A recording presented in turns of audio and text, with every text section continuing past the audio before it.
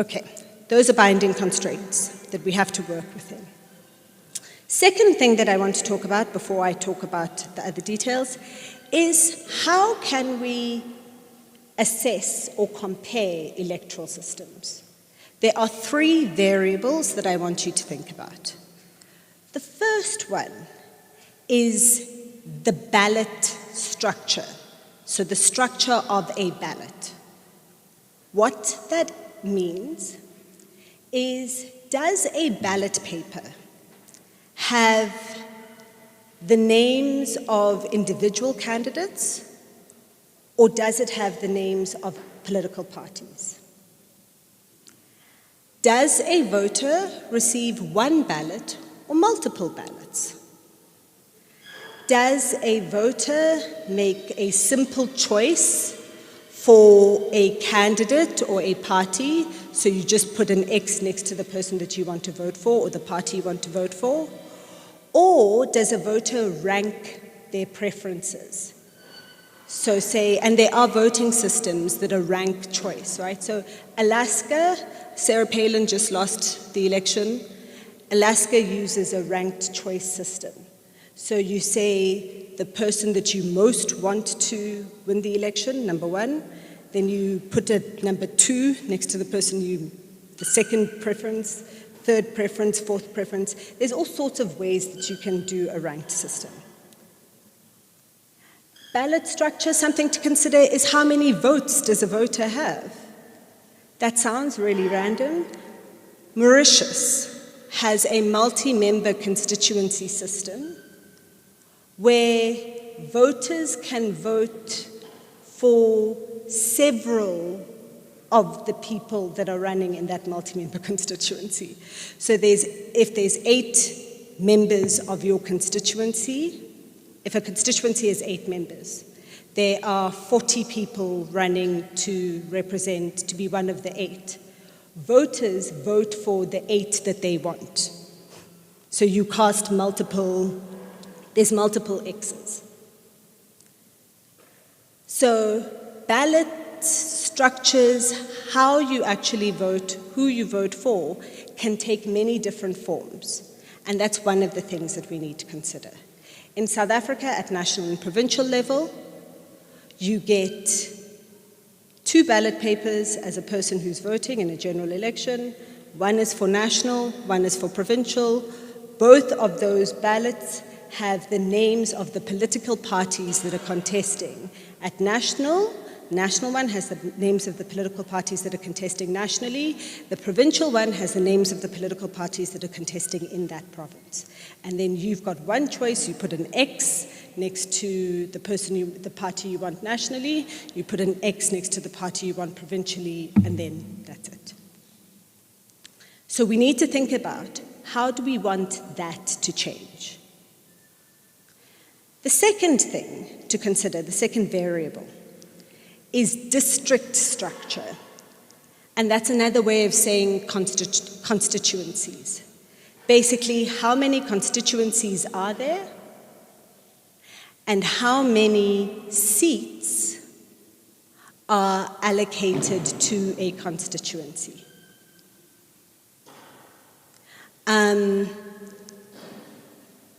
At local government level, we vote in wards. There's 4,000 and something wards across the country. And you vote for one representative of your ward.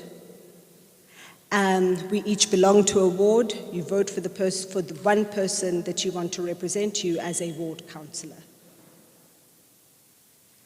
Fansel Slabbert report spoke about, at national level, that you can think of South Africa as 10 districts, as 10 constituencies.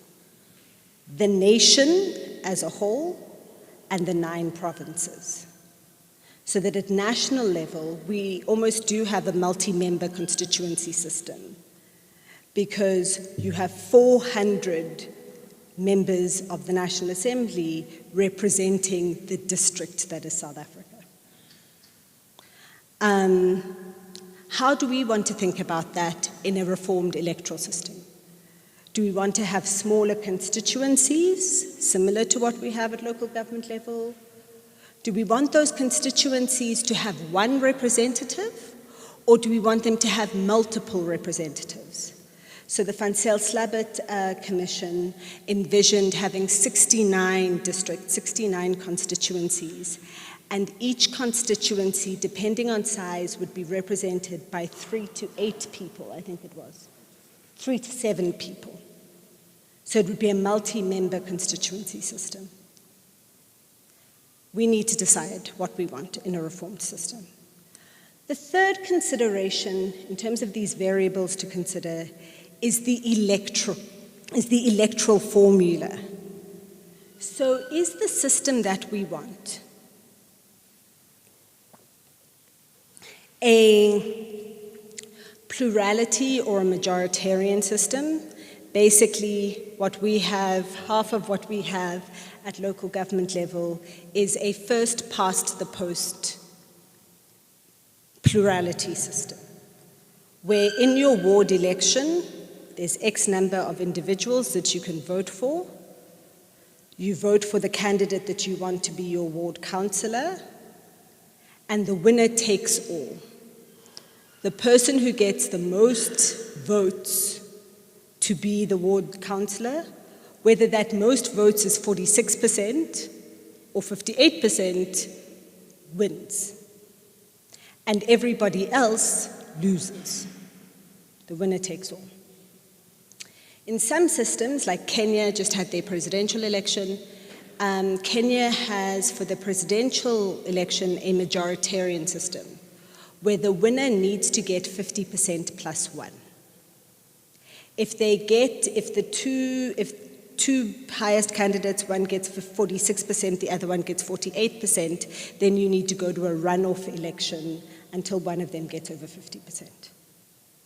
You could run a constituency election in that way as well. The proportional representation system that we have that allocates seats in proportion to the percentage of votes that a party gets is the most vote efficient system, in the sense that no vote goes to waste.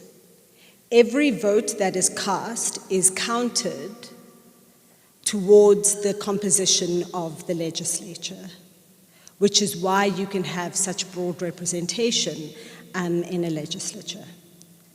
When you talk about the electoral formula, you're also talking about what kind of mathematical formula is used to calculate the seat allocation. And that actually, the mathematical formula is one of the issues of contention with the electoral amendment bill that's currently under consideration.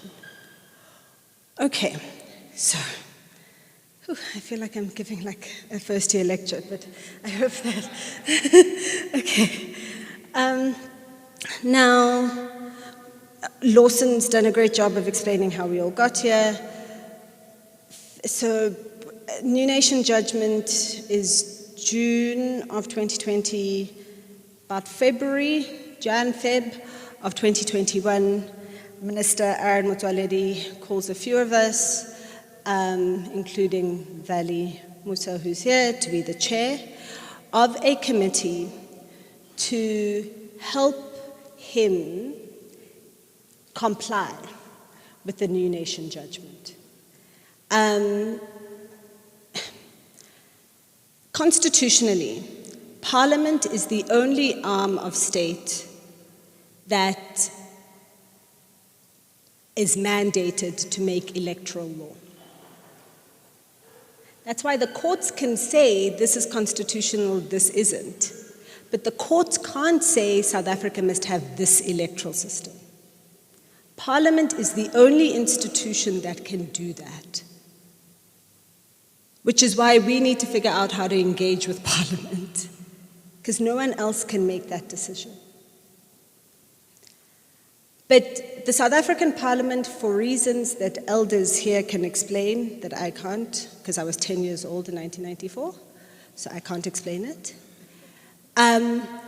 has gotten into a practice, our Parliament has gotten into a practice of taking its lead on making legislation from the executive. So despite the fact that the Constitutional Court said this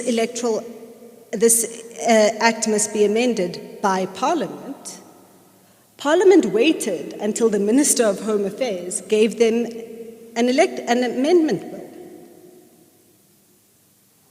Parliament could have started amending in July of 2020. It has the legal power to do so. But they waited. And Shem, old man Musiwa Lukota, I know he's having all sorts of issues now, but I mean, he tried to start that process with a private members bill. Anyway, so Minister Motsoaledi approaches a bunch of people to help give recommendations of how to amend the Electoral Act to comply with the judgment. And that's how the Ministerial Advisory Committee was formed. Met between March and June of 2021. I giggled when Lawson read the bit from the Van Zyl-Slabbert Commission about not having enough time, because we also, same story, you had 3 months to figure something out. And what came out of that discussion was we could not, so what the minister had said when he briefed us initially was, ideally, we need you to come up with a suggestion, one suggestion, do this. As a committee, we could not reach agreement to come up with one suggestion. So we presented 2. One of those suggestions, there were 8 members of the committee, 9 technically, but one of those was Dr. Nomsa Masuku, who is a commissioner of the IEC, so she didn't name any preferences because she needs to implement whatever's decided. So to protect her integrity. There were 8 members of the committee, so one of them didn't vote. 3 members of the committee went with option 1, which was basically an option to make as minimal a change as possible to the current electoral system. So to change the electoral system in as much as was required to comply with the judgment, and that alone. 4 of us advocated a more wholesale change, which was a mixed member model with single member constituencies. So basically that we adapt the local government system that we have and apply it to national and to provincial. So that you have 200 of the 400 MPs in Parliament be directly elected by constituencies in a first-past-the-post system, and 200 of the MPs be elected through a closed-list proportional representation system, just like what we do at local government level. We proposed a few amendments or tweaks to the local government system. For example, we suggested that there should be a right of recall. So a constituency should be able to, once in an electoral term, recall its parliamentary representative if they feel that that person's not representing them properly. Now, the reason why those of us who voted for the option 2 that's been called by the majority report or whatever, the reason why we went with that is that there is no way of implementing the Constitutional Court judgment without implementing some kind of constituency system that is where the unit, the basic unit of the system is an individual, whether that individual represents themselves or represents a political party. You can't include, because the New Nation judgment It wasn't so much about independent candidates. It was about, can citizens contest elections as individuals? Or do they need to join a political party to contest an election at national and provincial level? Now, for you to implement the decision that people must be able to contest as individuals, you need to have all people contesting as individuals, even the individuals that are going to be representing a political party. You can't have a system where you have political parties and then some individuals competing with political parties as a whole. You're not dealing with it's apples and bananas. And that basically is the minimalist option or the minority option that was adopted as the basis of the Electoral Amendment Bill has done exactly that. It applies the closed list proportional representation system to both parties and to individuals. It proposes that we treat provinces as constituencies, so it adopts the South Africa, the nation, as one constituency, and then the 9 provinces as constituencies, or it calls them regions. And it divides the National Assembly seats so that there's 200 regional seats and there's 200 compensatory or national seats. And it says that independents can only compete for the regional seats. They can't compete, so independents can only compete for 200 out of the 400 seats. I'm going to, and then it has all sorts of complications around the mathematical formula. Now, I'm going to cut this short. The big problem with the bill as it currently is, even with the amendments, is that it is creating an electoral system with unlike units. It's trying to treat political parties the same as individuals, and you can't.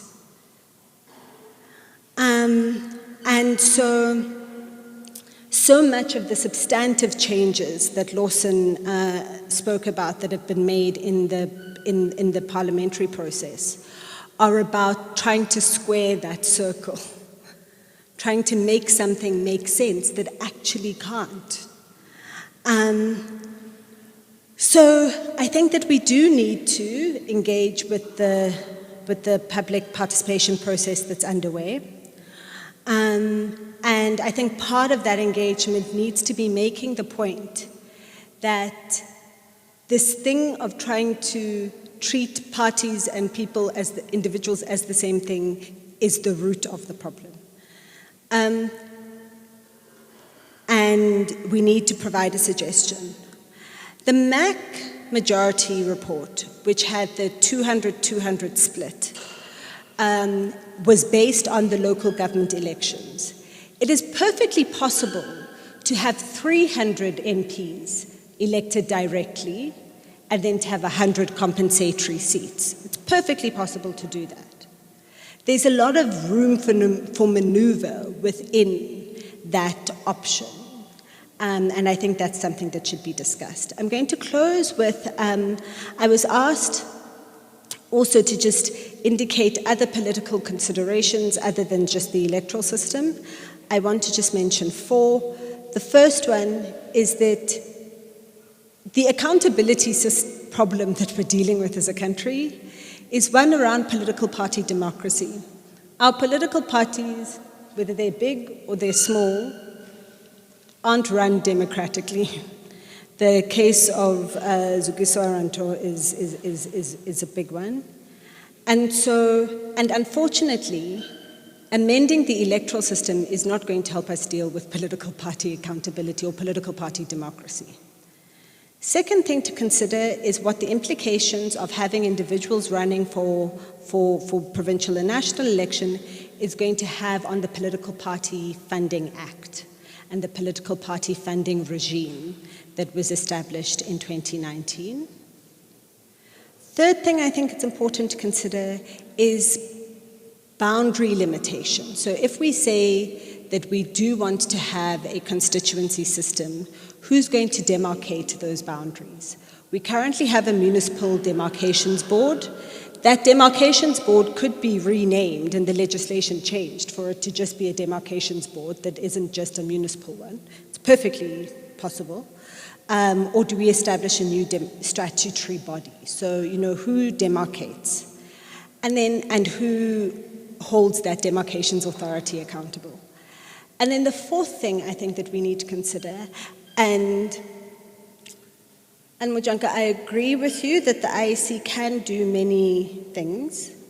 The significant difference between the IEC in 1999 and the IEC in 2022 is that in 2022, the IEC has been systematically underfunded for the last 10 years.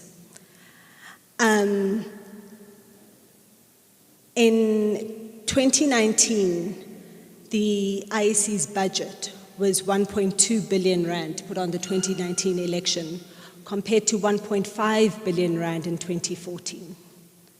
The IEC is deeply under-resourced, and so we will need to also consider what do we lobby for proper resourcing of the IEC to be able to implement whatever electoral change we decide. Thanks.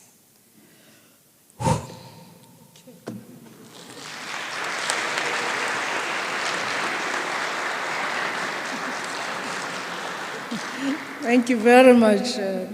I felt like a University of Pretoria student listening to the master.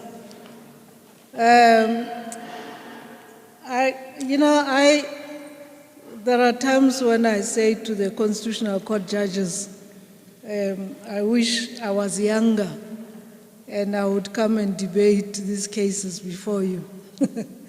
Because I don't understand how the minority judgment says when you talk about a multi-party that excludes individuals. I mean, just like a person, you can say a party and parties. Even in a contract, that refers to people, not necessarily political parties. But anyway, I'm not on the bench. So and also this closed party system, I saw one person who I hope when we come to the debate he will contribute Omri there about the way in which within the party itself this lack of democracy in selecting the leadership within the party itself and how that system is really compromised. And before you even get to Parliament. And so these are some of the debates that we are going to have, but we have to make sure that the people that we call the representatives of the people are accountable to the people. We are going to move on. I am not excusing you from the high table. I'm going to call Lukona. Where are you? Oh, there you are. To come up here and conduct the plenary discussion on this report that Stembile was part of. Vali is going to join us later. He's not here yet.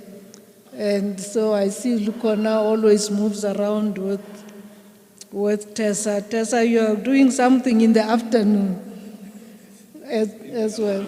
So you are helping. Okay, we'll find, you can sit down here. I'll move my tea. And please, we want to come out with concrete suggestions about what we take to Parliament. You heard what Lawson said. We have a 2-week window.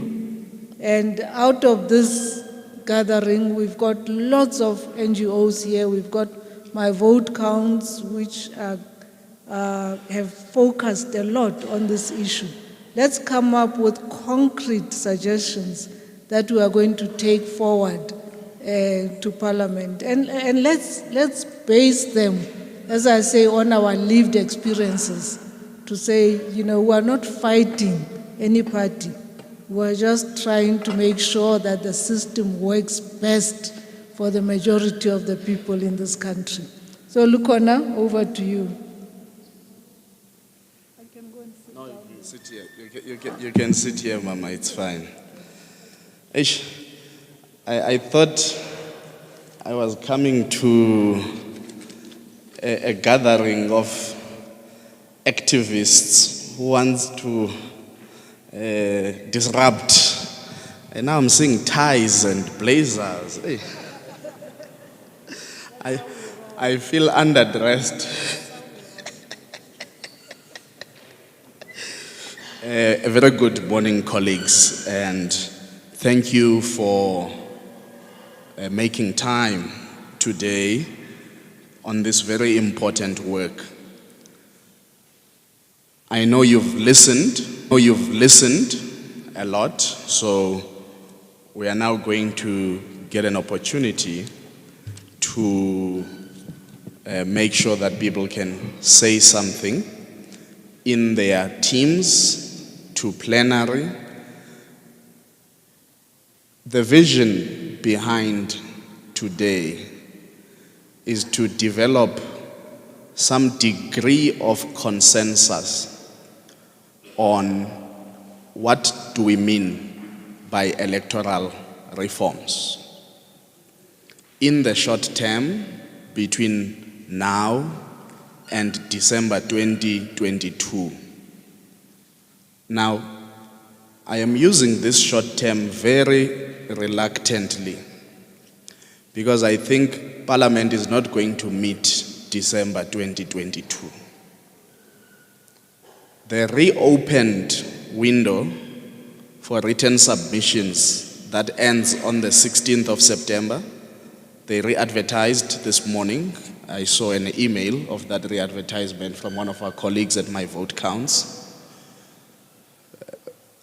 Until the 16th of September, people must comment on what they call the substantive changes to the bill since March. That means the Portfolio Committee must then deliberate on the written submissions, adopt a report, present it to the National Assembly, and then the process goes to the National Council of Provinces. And the National Council of Provinces must go through its own public participation exercise. So I'm using short term reluctantly. My logic says, come December, we will be at the Constitutional Court for an extension application. These guys are going to delay us until the 2024 elections. But that's cynical, Lukona. Let me come back to what we are here for today. We use the term electoral reforms, but it's a loaded term, as we have already heard from our speakers. It can mean direct election of the president, as proposed by Chief Justice Raymond Zondo in his report. It can mean these complex understandings of how many seats should be constituency. Is it 200 constituency, 200 proportional representation? I was chatting to Ibrahim just now, Ibrahim Fakir, and he says his radical proposal is that there must be 600 members of parliament, 400 directly elected, 200 proportional representation. I'd probably agree with him if we scrapped the provinces entirely. So we've got to, because part of this is a governance reinvention work. It's not just about how many reps. So that's why I'm saying we need to develop some consensus so that when we leave today, we've got a national agenda that we go back with and we advocate for. We may differ on some areas, and that's all right. You may not believe that the president should be directly elected, and we can say, let's postpone that conversation. Let's deal with the immediate. And that immediate, I think for me, is one, how do we define constituencies? I think that's the big question that we need to grapple with. Which then leads to how many constituencies should be there. Should those constituencies be single member, first past the post constituencies, or should they be multi-member constituencies? We've not really had a chance to test each other in the same room, though we have had the opportunity to listen to each other when we make presentations to different bodies. And today is to provide that opportunity to be in conversation and find each other.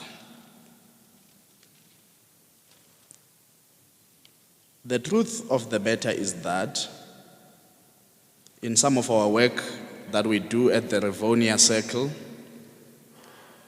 in one focus group, somebody said, why should we continue to vote for people who don't care about us? So why must we secure their livelihood? But that exercise does not secure us a livelihood. We have already heard from Dr. Mbete about closed lists and open lists. So if there are 3 seats up for grabs, a party simply contests as the party without disclosing who's going to stand for you. This list process we do with the IEC ahead of elections is helpful, but not really that much. If you go and look at the EFF lists for 2019, I think Floyd Shivambu was in the Northern Cape to national list or something bizarre like that. A Dalimpofu that you know has nothing to do with Limpopo would have been in a list though for Limpopo to national. So you abuse the process because effectively the party has full hold in terms of what must happen. The second example is the UDM. The UDM got 2 seats in 2019.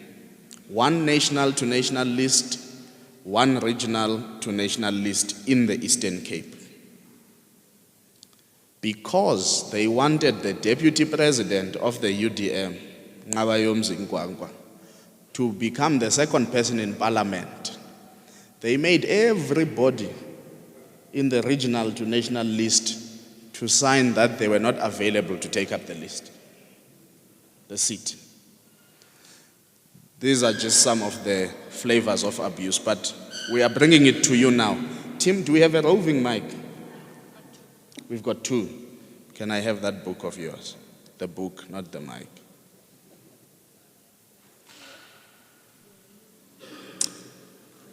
We have listened. I think it's time that the people at the front listen back and that all of us begin to be in conversation.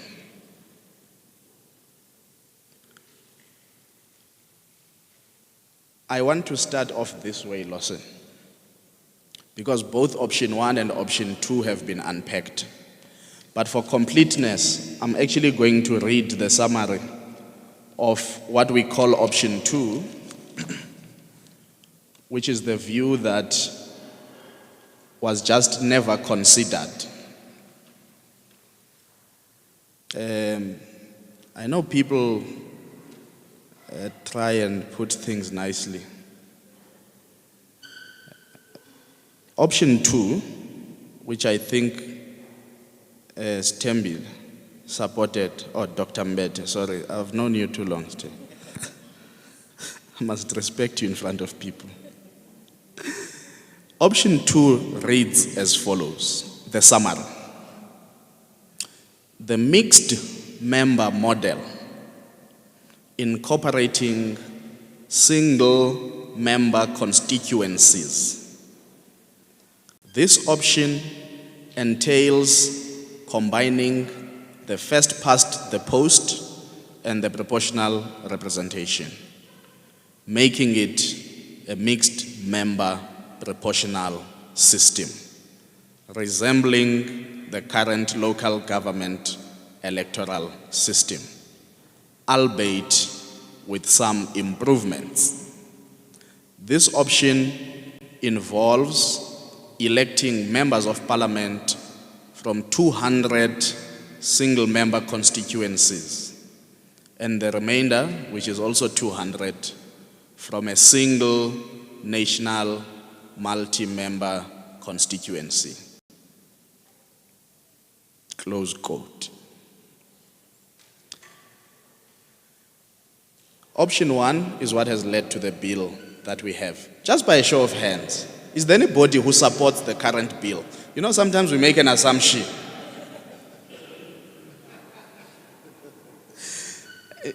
The democratic process is that we check.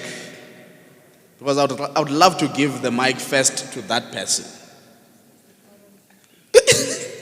No, that's dictatorial. Barry, I must just ask that person to leave. I say no. Now, option 2, which is the majority view, is there someone who agrees with the majority view but has slight disagreements? Okay, I see Darrell. I can't see behind Ubudi. Let's take those 3 hands for now. Tessa, 1, 2, 3. And then I will ask another question. Yes, Darrell. Thank you. My only issue... Please introduce yourself so that some people don't know each other. Yeah. Sure, I'm Darrell Swanepoel and I'm representing the Inclusive Society Institute. We agree in a constituency model, but we believe it should be a multi-member constituency. And our primary motivation for that is that we believe in a diverse country such as ours, we need to ensure that you have diversified representation across the country. So if you have single-seat constituencies, in a province like Limpopo, for example, it is quite conceivable that one political party will hold all the constituencies, whilst the opposition political parties will then be relegated to the compensatory list. So that is why we believe in the closer to the Van Zyl-Slabbert model of 3 to 7 seats per multi-member constituency, because you are guaranteed to have more than one political party or political parties and independents represented in smaller geographic areas. That's our main difference. Thank you so much, Darrell. I see Katleho.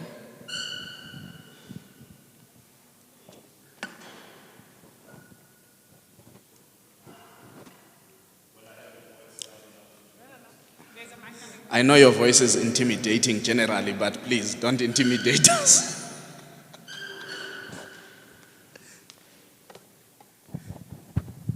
There we go. Thank you so much. Lukona Katleho Mohase. I don't want to speak the institution that I'm from, lest I be accused of representing it.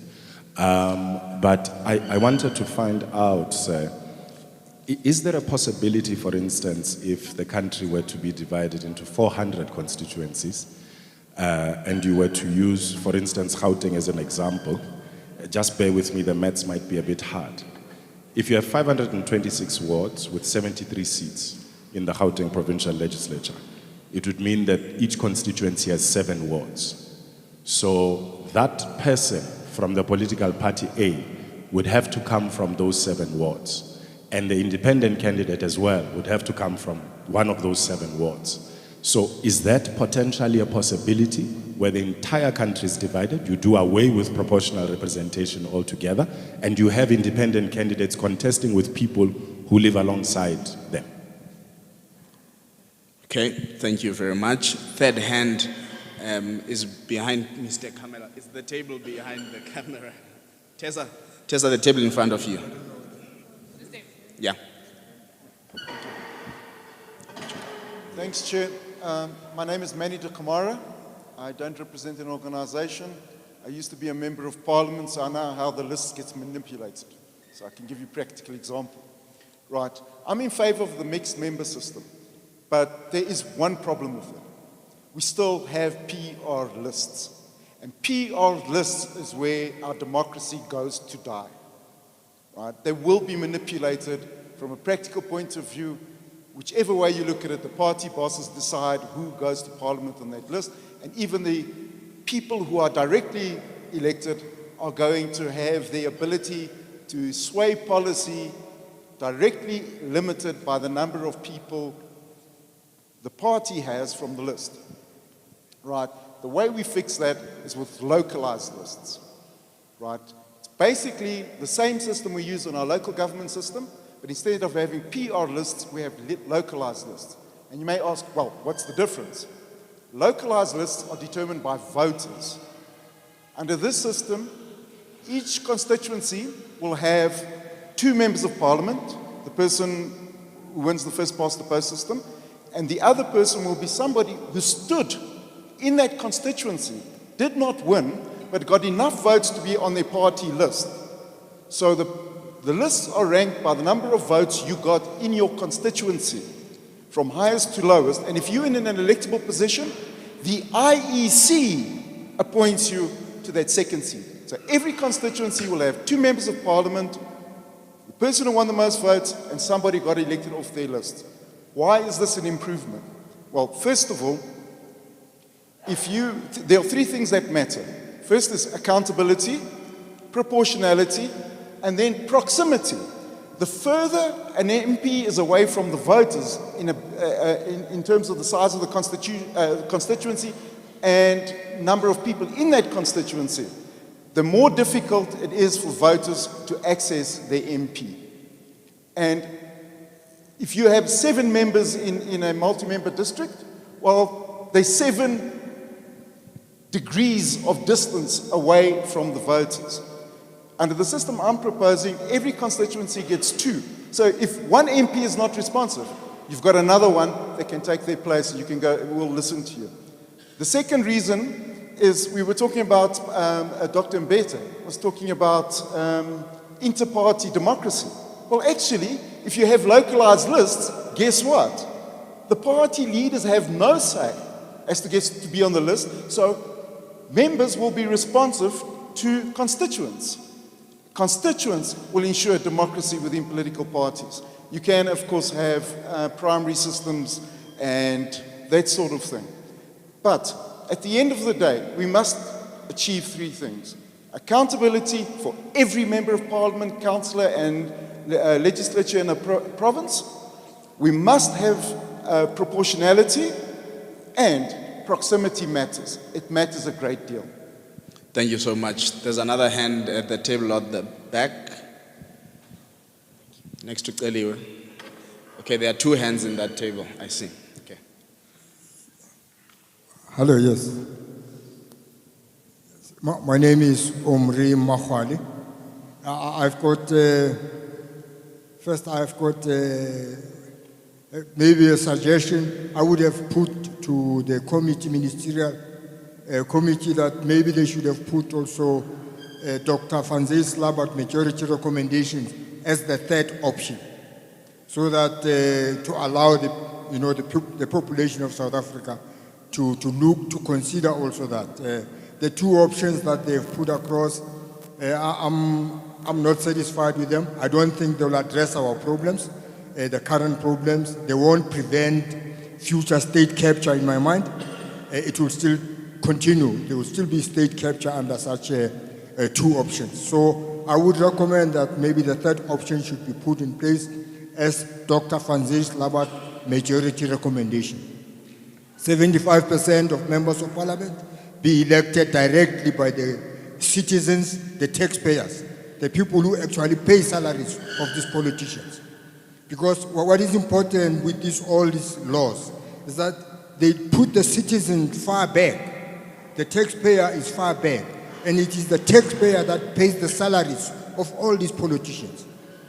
So I believe that the citizen, the taxpayer, must be at the center of any political reform, any parliamentary reform, because it is the taxpayer that pays the salaries of the president, the premier, members of parliament, the mayor. The taxpayer is paying for them. So the taxpayer should be, above all, the one that decides who must go there into that office. At the moment, the taxpayer is nowhere. It's the party secretaries at various headquarters. So these electoral laws and the proposals are still far short of, in my mind. The other thing I wanted to say is that in this current reforms, of course, the other thing is that there is no individual, there's no independent candidate for mayor or for premier or for president in the current reforms that are proposed. So I believe that it will still be unconstitutional because an independent candidate can't stand to be a premier in any province, or can't stand to be a mayor in any province, or can't stand to be a president. So to be a president or premier or mayor, you still have to go through the party. So I believe that this is not covered in these current reforms that are proposed by Vali Musa and his committee. So I would say that that should be considered as we go forward. But at the heart of the problem is the role of the citizen, the taxpayer, the person who pays the salaries of all these politicians. If the citizen is not empowered to control who goes into office, who is paid the salary by his taxes, then these electoral reforms are far low, are far inadequate in my mind, and not meeting the interest, and they won't prevent state capture. Thank you. Thank you so much. Yes, same table, anyway. Then we'll come to this side. I see you. I see you. Jim Powell, Direct Democracy. The proposal is that we do have, in all three levels of government, a mixture of ward and proportional representation, but a slight difference. First of all, any votes for the ward should not be transferred for the party over to proportional representation. The other thing is, let's take Party A. They get 50% of the wards, but they get 40% of the proportional representation. They would not get any proportional representation. If we take Party B, they get 20% of the wards and 30% of proportional representation. They would then get 10%. And another party, no wards, but 5% of proportional representation. That would overall give a representation of all small factions as well. And the last point I'd like to make is that unless we have a contract of accountability before the elections, they'll go back in their own rules and ignore us. Thank you so much. Okay, let me see some hands. I've got one hand. Do I have other hands this side of the room of people who want to make a contribution on if you agree with the majority view with slight variation, and what is that slight variation? You go, my brother. Thank you, Chairperson. My name is Morris Khota from Break the Chain movement. I think I agree with option 3 with some few amendments. I think this is the most important meeting that I've attended now recently. I think Lawson highlighted one important factor that should be driving this process further. He mentioned, and which is correct and which is true, that all political parties have failed us as citizens because they have proven we don't need new statistics, we don't need new researches, it's out there. They are there for themselves. What worries me about this electoral amendment, are we allowing ourselves to be co-opted into the very same system that is oppressing the citizen? Because the citizen are the most important people before political parties. Where I am sitting or standing, for me and the people that I speak to, the constitutional amendment that Dr. Mbete is avoiding It is the way forward. We've had the first republic in this country. Since 1994, we had the second republic. So what this house is supposed to be looking at, has this worked for the past 28 years? If it's not working, why are we going short measures? I do accept and understand if for the time being we say, what is that we can do for now? But we need that social compact where the citizens, social movements, and political parties sit together to say, this cannot go on. Because for me, it cannot be that we are sitting here, as a matter of fact, is working for political parties. I wish that there could be something that can be added in whatever document can come out of this, so that even including the elections should be streamlined. All elections should happen at the same time. Because this whole thing, where after every 2 years, this country is on election mode, no wonder this country is going down the drains, because it's a career to political parties. I mean, they're just there for elections and nothing else. That's why what is happening in Joburg, what has just happened right now, it's what is going to happen in PE, it's what is going to happen in Naisna. The issues of collusions might be working for other countries, well-established countries. But for this new democracy, then the Third Republic should be looking at what is that can really work in the meantime right now as we are having this political system. But in moving forward, what is that can make sure that all hands are on the deck for this country? Because if we are going to be looking at political parties, believe you me, I'm really scared, and I'm scared for our people, because most of the people that we listen to, people who are out there, most of our people are saying that if then black people are failing to govern this country, then we rather allow white people to govern. That is the discussion that is happening, because our people seem not to be understanding this very same political act where they vote, then all of a sudden their power is no longer there because the political parties are doing as they please with that. Thank you. Thank you. Thank you. Thank you so much. Your hand is also up. Okay, noted. Come here, Tessa, at the front, please. And then I'll give Advocate Kumbi a chance. My name is Reverend Tsepo Matuba from the Anglican Diocese of Johannesburg. I think I support the majority proposal with the rider that I don't think the independents are not representing anybody, because you'll find that independent, there's a civil society that is behind that person, maybe like a ratepayers, residents association, who are tired of not getting service because they have just voted for somebody they don't know.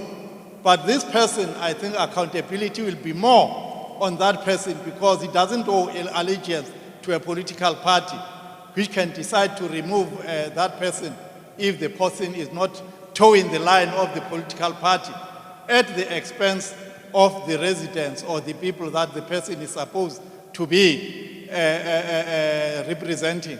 So I think more and more, even churches maybe, may actually participate and encourage people to go and vote, because it is difficult now to encourage people to say, go and vote, when they know that they have got no sort of accountability over that person. But if we say, now this is your person, if they don't deliver, you are going to be directly actually communicating with that person, and you can remove that person in the next part of elections. So I think it's a good, really, proposal that independence, even though Dr. was saying, in our electoral system, they seem not to be accommodating the mixing of political representation and independence. But I think it makes sense to me, because you're directly responsible to the people that have put there, and you are going to work for them and not for the people that you don't know. Thank you so much. I am going to take that hand because a lot of men have been speaking. There's a hand on the table in front of you, Celiwe. I want us to move to table discussions soon, but after Advocate Kumbi speaks. Okay. I greet you all. Okay, my name is Balisa Mpatlele. I'm from Hydrocycle, and I also represent Class NOP that deals with law students. And the reason I'm here today is to just learn a few things about law and also to send my inputs.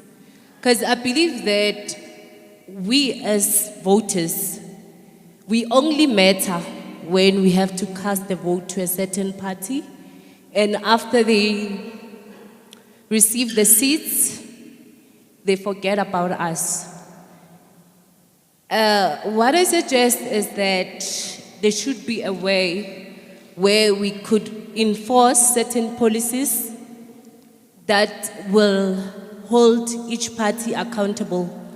I mean, we've seen with our state capture on issues of corruption. The process take long to get whoever is involved in cases of corruption to account.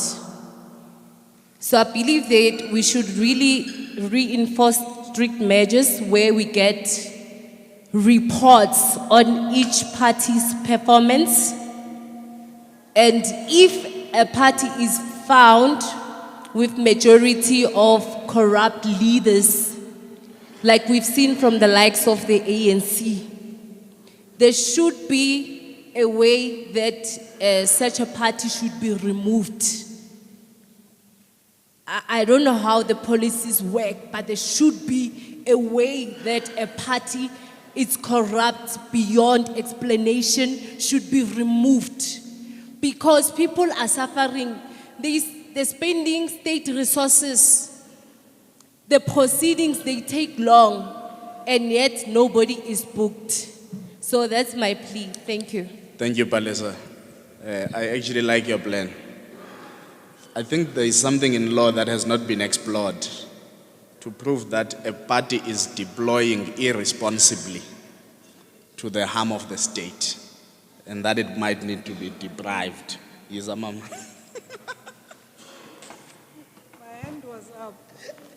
My hand was up. You asked who wants to make proposals on option 2. I think first of all, just as an overall chair, to say in the afternoon we are going to discuss short-term, medium-term, and long-term interventions. So this morning we are trying to hone in on what needs to be done before December. But in the afternoon we'll look at the long-term ones.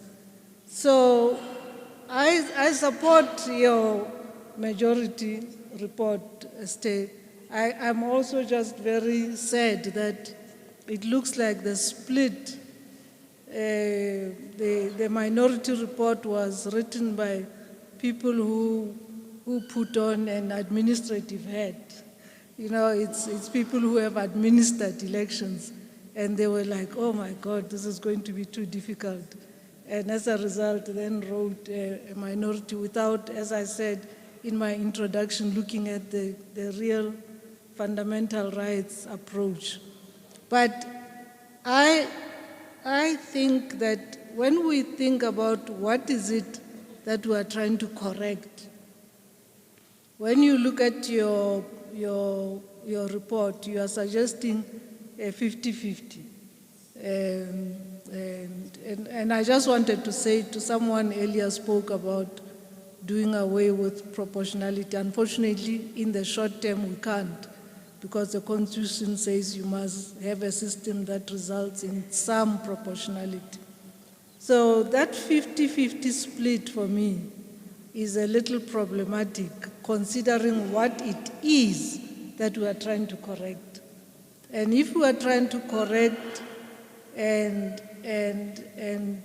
rein in this political party misbehavior, then you are unlikely to get that with a 50-50, 200 members of parliament, because, political parties are notorious for trying to go for these individuals.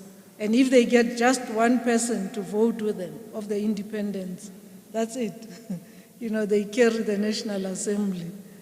And so I think that we need more of the individuals. Of course, they come with their own prejudices and all of that, but I think when we look at what it is that we are trying to correct, we should have more of the people who run as independents or individuals or in association with loose association than the political parties. For me, that's very important in the short term, to make sure that we really don't have what we have now. I don't want to go into it, but just listening to the Enyobeni reports and results of just children dying, you're just like, what kind of society are we building up? So that's my only proposal. I support it, Lukona, but change the numbers. Thank you, Advocate Kumbi. I think we're not reopening the MAC, don't worry. We're just taking it forward a little. I'm going to ask Tessa to help us with the questions that we are going to use for the table discussions. I'm going to bully that table with Prof. Seth Cooper and Ibrahim to join one of the round tables. So all the square tables at the back, there are some, and Sean, I'm also going to bully your table. And the one next to you, there are spaces in some of the round tables to join in on the conversation. And that will be 15 minutes for the table conversations. And then we'll do some feedback before the IEC's Chief Electoral Commissioner. Tessa.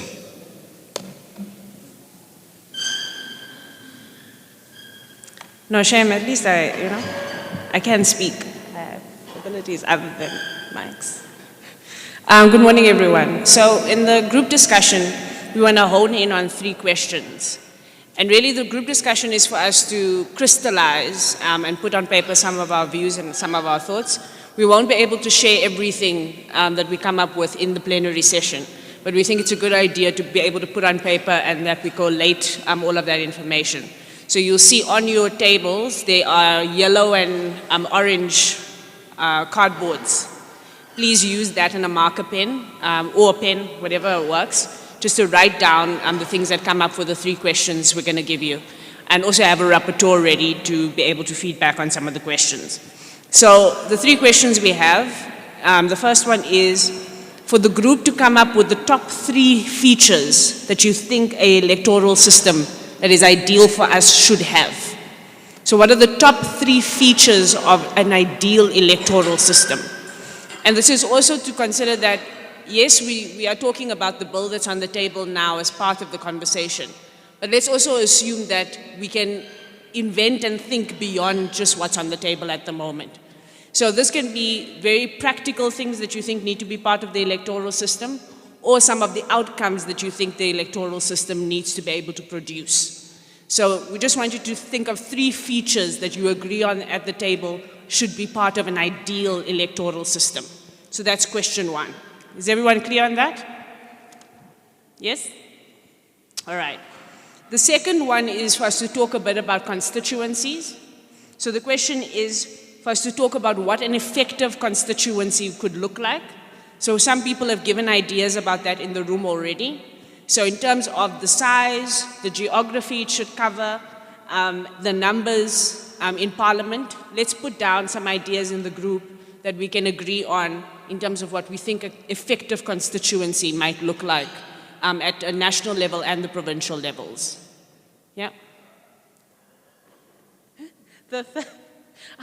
issue that came up in the room. Questions about accountability and a recall clause. So how should accountability be factored into the system? What can be put into the electoral system that allows people, either as individuals or parties, to be able to be removed if they are not operating effectively? So what could a recall clause possibly look like? And if there's any other measures around accountability that the group comes up with, that would be great. So we're going to ask for us to talk about this for about 15 minutes. And note down any suggestions onto the yellow papers or the orange papers on your table. And then have a repertoire ready to feedback. Thanks.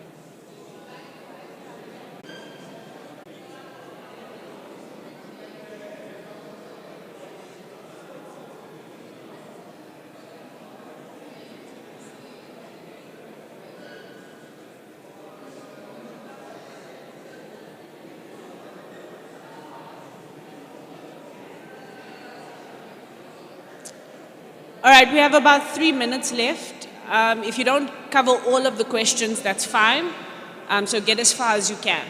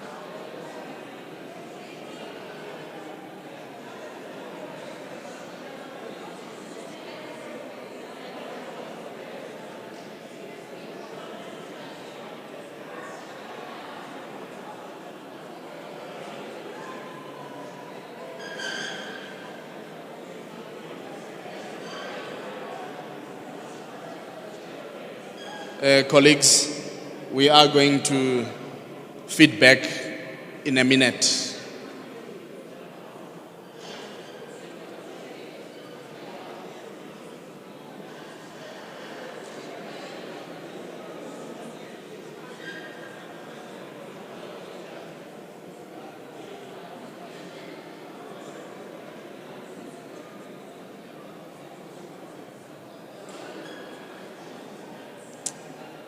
All right, everyone, I'm going to ask everyone to please take their seats.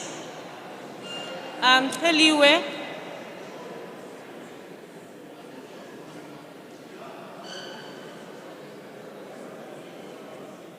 I'm looking for Kheliwe.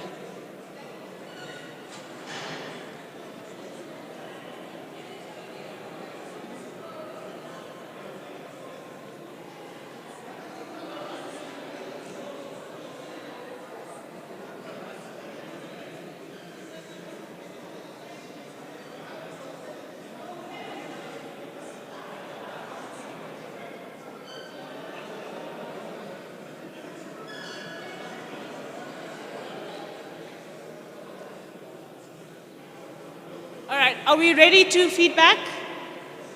Hi, everyone. This thing is so loud. All right, I'm going to ask that from each table. Hi, everyone. Sanborn. Let's please settle down. Thank you, everyone. So I'm going to ask from each table, can we have a representative just raise their hand? And let's get the feedback started. So we'll start, Lwando. Colleagues.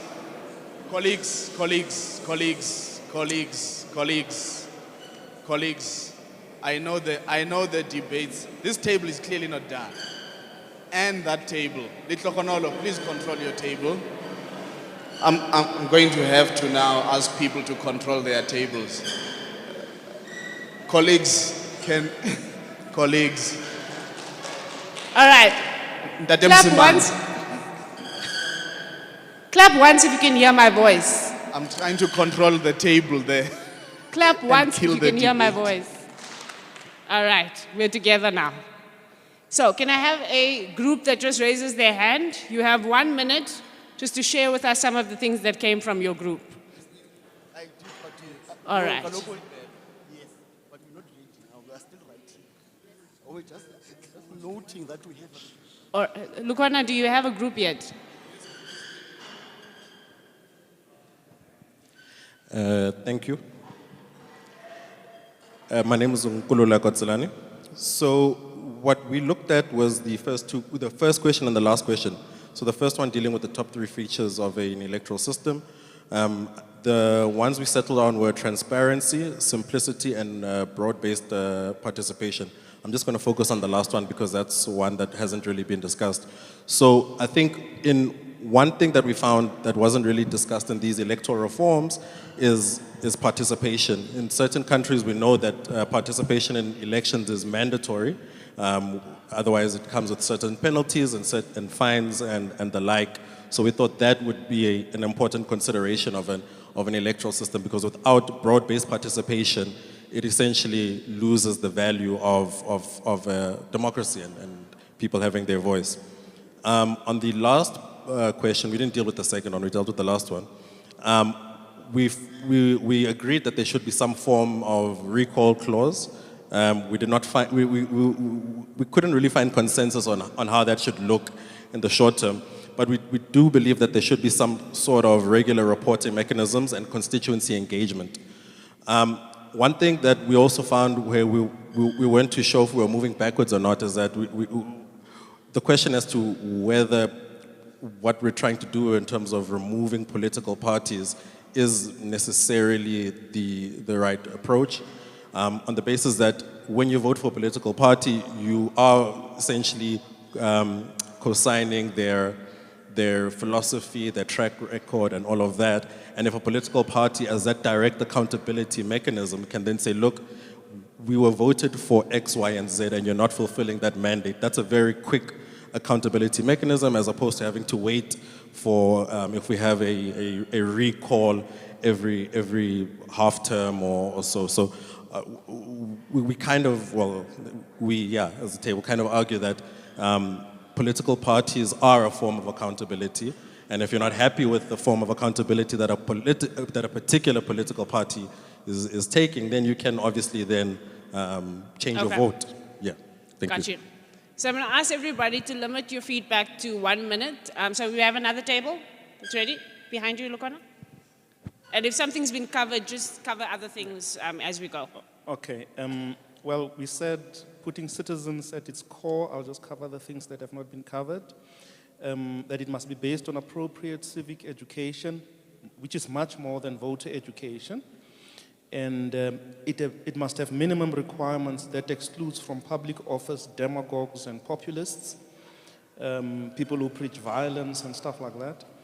And an effective constituency must use municipal constituencies, and it must ensure diversity and representation by careful demarcation, and we must move deliberately towards building one human South African nationhood. Regarding accountability and recall, I think they've covered us. All right, next table, please raise your hand. There we go. There's 3 items. The first one is a recall of political representative system by the voters rather than the political party. The second one is a citizen direct election of the president, the premier, and the mayor. And the second one, and the third one on any item it's a citizen-initiated referendum, and that would be within the council, the province, and South Africa. Thank you. Those are very, very good interventions. Here we go. Thank you. So our group, we were actually quite conflicted, but we felt that constituencies are an important part of a feature of a system, and there should be some kind of incentive on political education in order for us to get buy-in. And there needs to be some form of direct linkages and direct representation, and those representatives should be accountable to the public, so they should be first accountable to their constituency and then the party thereafter. We support the majority judgment, but a big part of our discussion was that we need to do away with the provinces. Currently, the provinces have more power than local government. And then in terms of recall clause, we felt that we perhaps need to follow the American system where people are in power for 4 years but can be re-elected again. And then one of the challenges that we had with the recall clause was who actually gets to decide who's recalled, when and how, and using which method. So that's something we didn't get to discuss in detail. Thank you. Great. I like that people are adding on suggestions. So if things in your group are covered, then you're just adding on. We have a team on the side there. Hi, everyone. I'm going to ask us just to focus in. So we only tackled 2 questions. So for the first question, the first point was that youth participation should be stronger in the electoral reform. And the second point was that there has to be strong accountability and proper representative of the people, and that fundamental issues of the youth should be addressed at all times and not when it is time for elections. And that the electoral system should not be tribalized. Then the second question, for the second question, it was the constituency must be representative of the country and the general demographics of the country. Thank you. Thank you. Do we have another group who's ready? Lukona? Thank you. Our group limited ourselves into the majority report. We think that this mixed member system which we support should have clear nomination rules. For example, how do we determine the candidate and so forth. Secondly, the electoral process, which we support that all political parties and including independent candidates should have primary elections. So basically, to avoid this corrupt system of leaders imposing candidates. Then we also deal with the effectiveness of constituencies. We highly agree that 50-50 split between single member seats and multi-member, one national multi-member, it's correct. But we are saying that the PR system or the PR list should also have some quotas, 25% youth, 50-50 gender, and maybe also put academic credentials to say at least let's have 50% who have degrees, because you know in Parliament we have committees like Standing Committee on Finance.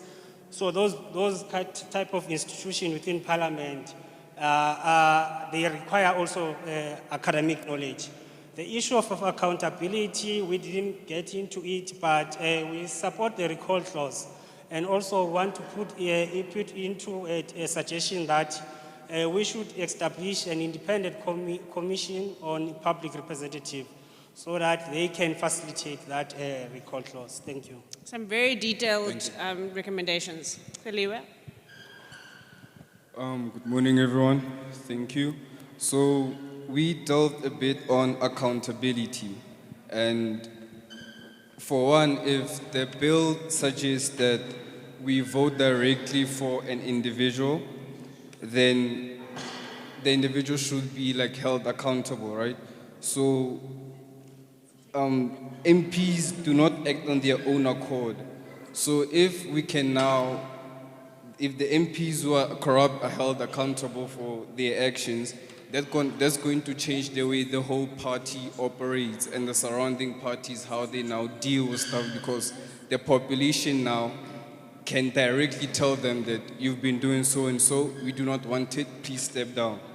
Then in terms of the recall, if you are given a 5-year term, then in between those 5 years, we can have elections, midterm elections in the party.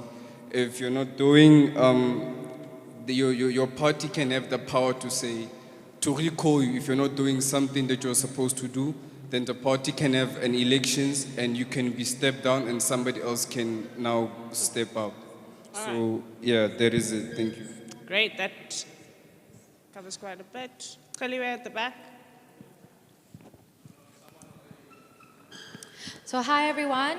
So for question one, we believe that in government there's a work culture issue.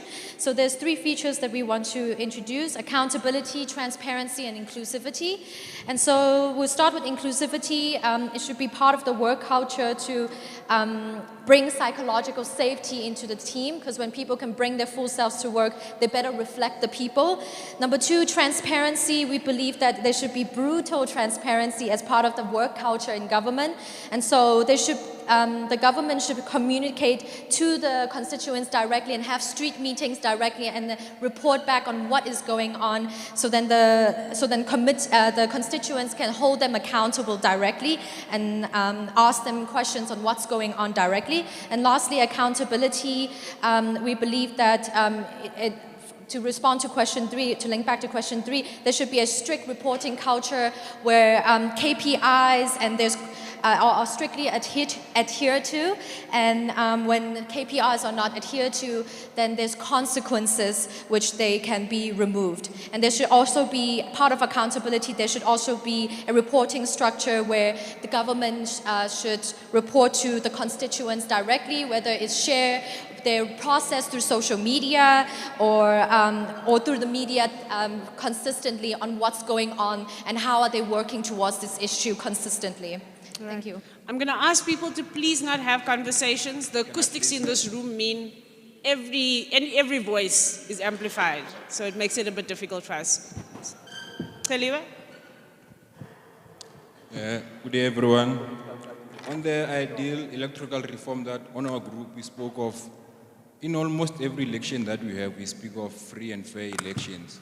And you find that in most cases, either ballot papers are being thrown away or they don't arrive at the counting station. So we discuss about on our ideal electoral reform. It is that isn't it about time we digitize our elections in a sense of having them on an electronic basis. And on the accountability part, we need to have appoint neutral people who are also working on the elections, those who are not affiliated to any union or anything which is... Oh, is there? Sorry. Sorry, thank you so much. In our group, just to reiterate, we want the centrality of the Parliamentary Constituency Office to sort of come through, and also equal sort of candidate funding, if you will, that will be managed by the IEC. So that constituency office will manage the thresholds for recall, the thresholds for political party candidate financing, and the thresholds for the constituency itself. Thanks. Really, really important part of our system, yeah. Khalifa? Still morning. Good. Hello, everyone. My name is Luando. It's Luando Fanana. So we named our group as It Can Be Done, and we are doing it now. That's the name of the group.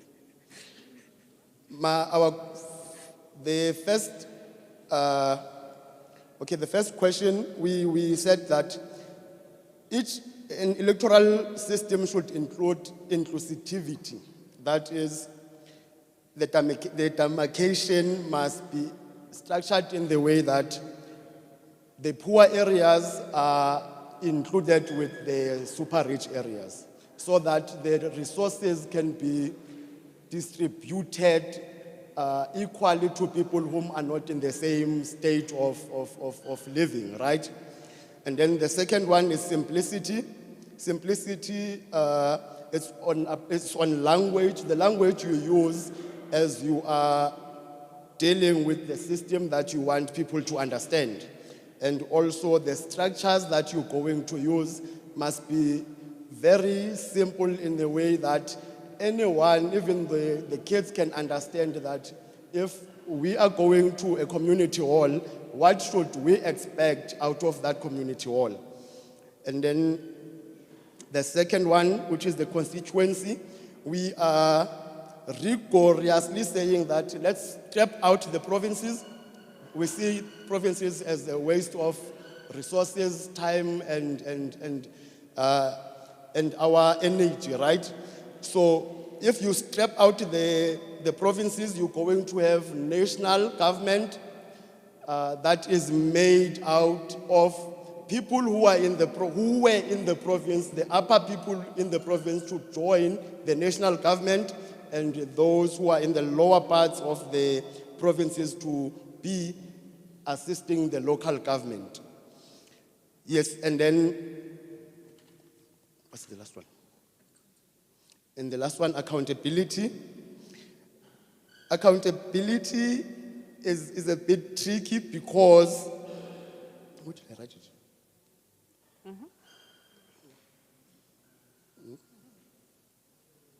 Okay, so we are saying for us to actually achieve accountability, we must have people who now and again are reporting to their constituencies, probably 3 times a term.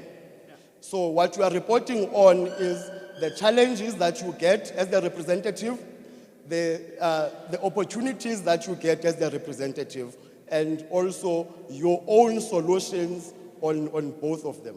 Thank you. Great. Where's the next mic? There we go.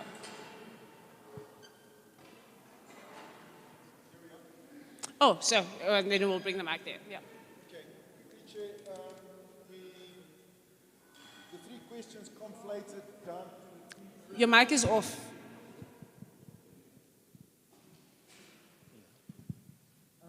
We took the 3 questions, came down with 3 basic principles. We want direct accountability for every representative, every MP and so on, must be accountable to voters. The second issue, as far as constituencies go, we discussed the size of constituencies. The smaller the constituency, the better representation there will be, the more accountability there will be. So we're recommending 200 constituencies, assuming that the Parliament remains with 400 MPs as a total. And then the last issue of the recall vote, we support it, but it has to be properly structured. We have to take in issues of violations of ethics, transparency, and ensure that the system cannot be abused, because if we have a willy-nilly one, it can easily be abused. Thank you. Next table. Good morning, everybody. The first question is that, which is our ideal electoral system? There's three aspects. Firstly, we believe you must vote for an individual. Doesn't mean only an independent candidate, but it must be an open list system, because that enhances transparency and accountability. Secondly, it must be from that community. And thirdly, diversity is very important, which would include the gender issue, which we believe should be 50%. Regarding constituencies, we definitely believe in what Advocate Gumbi said about a majority must come from the constituencies. So a 300-100 split is more important, because we believe that's important. But there must be an equitable allocation. Say now there's 25 million people that are registered as voters. Divide the 400 or the 200, whatever the allocation is, so that there's equitable allocation by all of that. And there must be no gerrymandering of any form of boundaries. Accountability obviously is important to us. We do believe in a midterm type of recall mechanism. Political parties are already doing it midterm to check their parliamentarians. But we believe there must become certain professional organizations that to become a member of parliament, there's a professional organization that can be accountable, like the Independent Candidates Association. Thank you. Great. Lukona, you have a table there. Yeah. Salutation to the House at large. The first question was about top.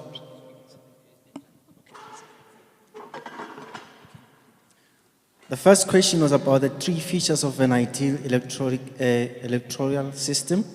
We came up with these answers: a system that prioritizes voter education and civic education. The second one must have a deliberate accountability program and effective oversight committees. With regards to the MP clause, we strongly believe that there should be a certain manner or a clause which will ensure that MPs are recalled when they do not adhere to the promises that they have made to the people of South Africa and to the general public, and to ensure that corruption, mismanagement of public funds, these MPs should adhere to the principles that are entrenched in the Constitution. Thank you very much, Chairperson. Thank you. Thank you very much. I think we've rounded up all the tables. And thank you very much. I think it's important to have the views of everyone and not just the organizers of the conference. So that was great. I think we've collected, Lukona has collected all of them, and they are going to be part of the discussions as we move forward. I'm going to ask us to be just a little patient. This issue is quite important, as I said. It's as important as the right to life. So I think we can spend a little more time on it. I am sure that we can even eat into our lunch time in discussing this very important issue. Our next speaker is the Chief Electoral Officer of the IEC, but fortunately he's come with his bosses. So I'm going to ask all of them to come up. Commissioner Janet Love is here, Commissioner Musutu Mwepa. You must come and sit with your CEO up here so that you take responsibility for whatever he says. Well, thank you so much for coming along. This morning, no, yeah, come and sit here. I think now that you are all here, and the real old boss is also here, Sislope Bam. So we can take some time once Sai has finished his presentation.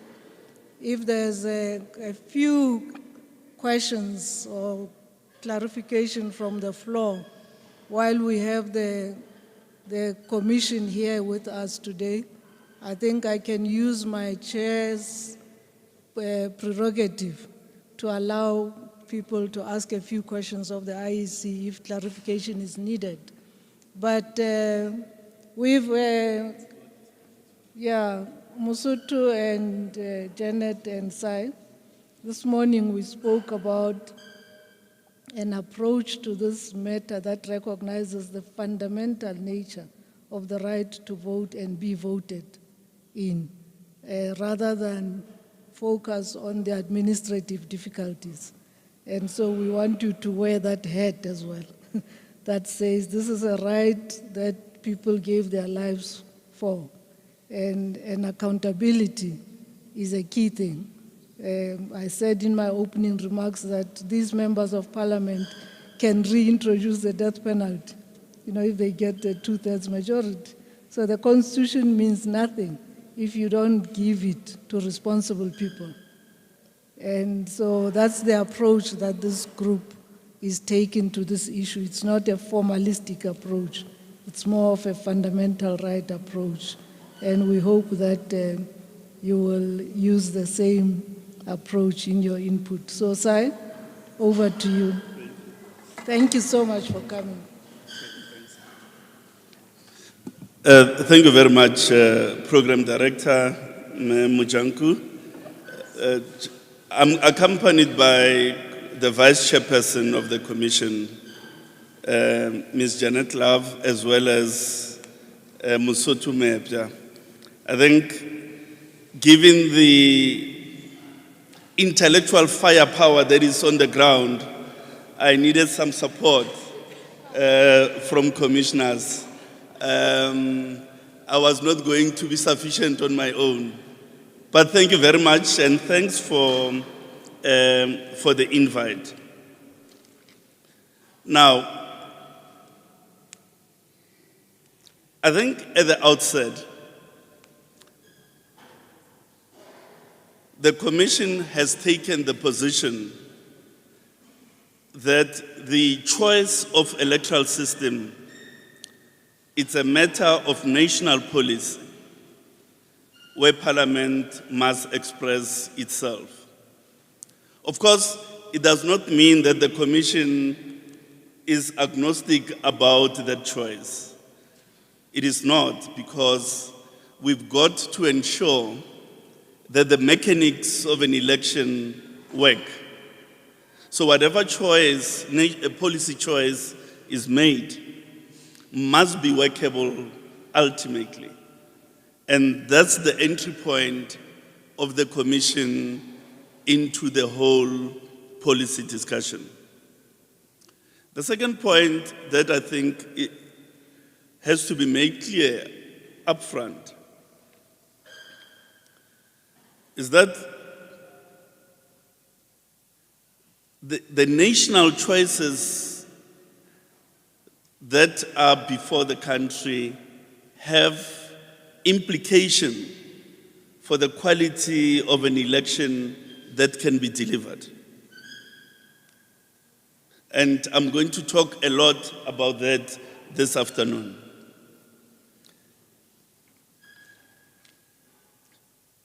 Now, the right to vote becomes hollow if the mechanical arrangements that are made to deliver that election are defective. So, if we make choices that result in the inability of an elections administrator to make proper mechanical arrangements for an election, the very right to vote, the constitutional right to vote, becomes hollow. So I think it is important that we establish that nexus between the mechanical arrangements of election on the one hand and the right to vote. They bear an important causal relationship. So it's a very, very, very crucial point. So can we go to the next slide, which is the outline of the presentation. So I'm going to deal with the timelines. I'm going to deal with the implications for business applications. I'm going to deal with ballot paper implications. I'm going to deal with election deposits, and lastly, public and voter education. We all know that the last national and provincial election was held on 8 May 2019. And the outer date on which the 2024 election may be held is 5th August 2024. The earliest date will be the 8th May 2024. So that's the constitutionally permissible timeline in which the 2024 elections could be held. The Commission is looking at the possibility of 2 registration weekends to maximize opportunity for people to register and to maximize opportunity for voters to amend their details on the voters' roll. Of course, the Commission has increased the modalities of registration. We have introduced an online registration portal, which all of us can use at our leisure. There are safeguards that have been built into that portal, but it is an option that is available even today. That portal is intended in particular to increase the level of registration of young persons. And indeed, ahead of 2021 election, 540,000 people use that to register themselves. Now, that electronic intervention does not displace the necessity for the 2 registration weekends, because the registration weekends is an equalizer of registration opportunity. You go to a voting station, it takes you 5 or 10 minutes. It's the same for everybody throughout the country. So it's a modality of registration that remains pertinent because of its ability to equalize access to the electoral process. Now, here's an important point. The Commission requires a minimum of 18 months to prepare for election on a finalized electoral system. Not a probable electoral system, not one subject to parliamentary process still. It has to be decided 18 months before for the mechanical arrangements of an election to be made. Now, some of you here are political commentators and so on, and the message that we are hearing from you is that 2024 is likely to be a watershed election. And if it's so, it therefore means the preparation and the administration of that election must be well done.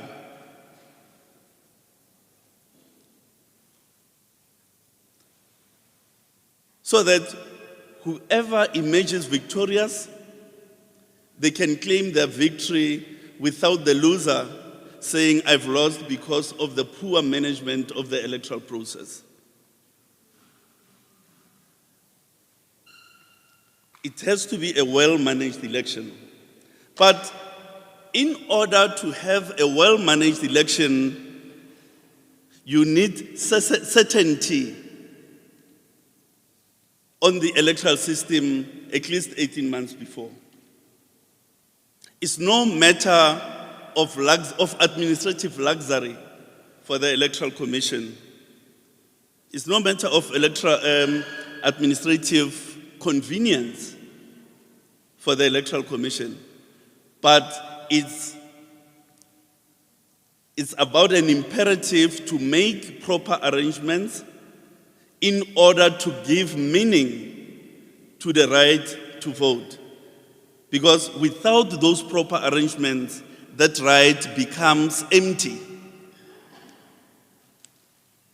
It becomes empty if, when you go to a voting station, there are no ballot papers in sufficient quantity. It becomes hollow if you go to a voting station and the presiding officer is not well trained on the new system. It becomes hollow when the IT applications that undergird the preparation have not been tested and audited, and so on. So it's a very important point that we really want to leave with yourselves. That choices can be made, and it is not the station of the Commission to make those choices for the country, but the Commission must advise on the logistical and mechanical implication of the choices that have been made. And that once so made, to have a recognition that they have an implication on the timeline, which is what I'm going to deal with next. These are high-level probable timelines. No, they have no definitive position to them at the moment. We are looking at a possibility of 2 registration weekends, like I indicated, to maximize opportunity for access to the electoral process. One in November, possibly 2023, and the second in February 2024. And then we contemplate a 93-day election timetable for reasons that I'll shortly outline. We've got to give people ample opportunity to raise objections on the voters' roll so that the Commission can investigate those objections and make a determination on those objections before the voters' roll is certified. It is not helpful after the election to come and say, but Sai ought to have registered in that voting district and not the other one, and vice versa. We've got to deal with all complaints and objections related to the voters' roll after having published the voters' roll and investigate whatever difficulties there may be and have them determined and then certify the voters' roll. And once so certified, the voter's role is the basis upon which an election rests.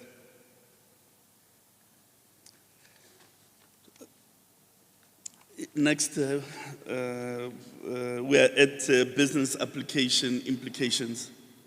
I forgot to tell you next.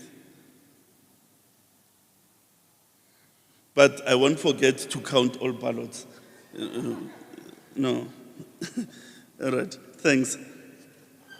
Now, once the electoral system is settled and done, it means a new election result and seat allocation system must be developed. Because these things, you need an underlying business application that is alive to the legal principles embedded in the law. So you must write this new application to suit the new scenario.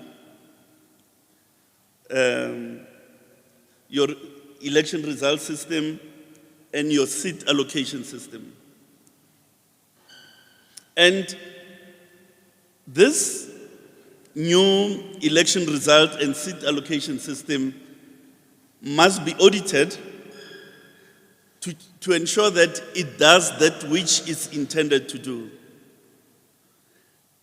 And it must be availed to political parties and contestants, including independents, to satisfy themselves that it is doing the right things. So, modest revisions of the current system will not suffice. A complete reconfiguration of the electoral system is required.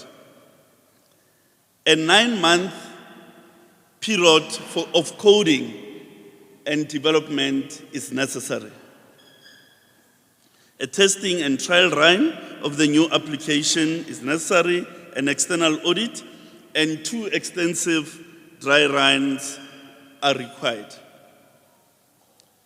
Because it will be foolhardy to take a half-baked system into the field. It is going to compromise the quality of the election to take a half-baked electoral system into the field.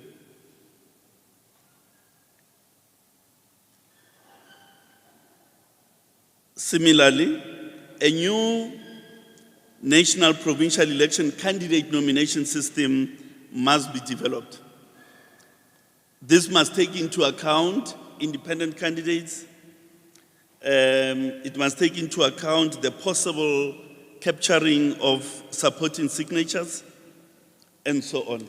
Again, you need 9 months for that. Of course, these 9 months, 8 months, they can run parallel to each other. It doesn't mean you need 9 months and then wait another 9 months. Not that. There are teams that can work concurrently. We also need to rewrite the ballot paper generation system. Now, let's talk the ballot paper implications of any new system. Currently, in national and provincial elections, there are 10 ballot configurations, 1 national ballot and 9 provincial ballots. The current proposed system will increase the ballot configuration to 19 different ballot permutations.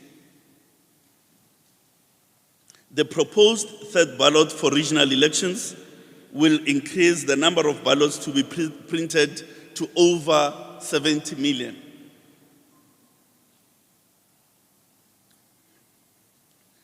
Now, with increased contestations, both parties and independent candidates, the ballot sizes are going to increase. That one, it's a no-brainer.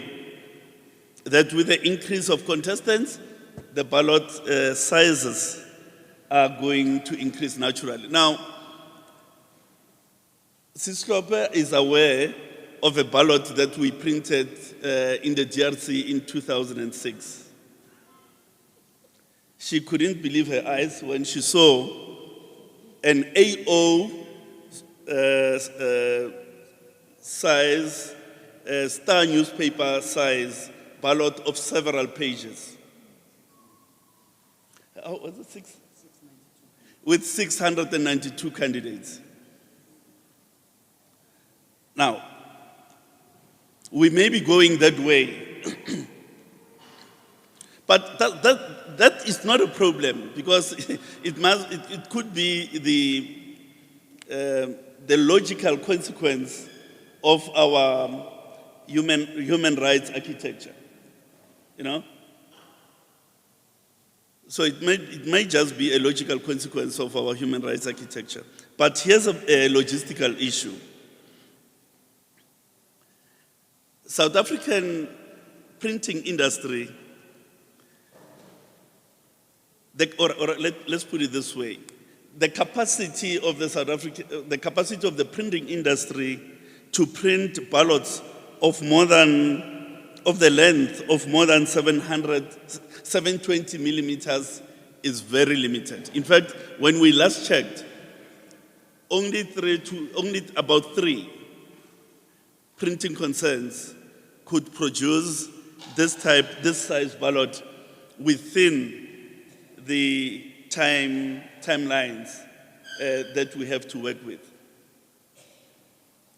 Now, an undesirable option is possibly to consider printing some of the ballots outside of the country. And as an election administrator, we believe it's undesirable. You always want to have processes related to your democracy to be homegrown, you know.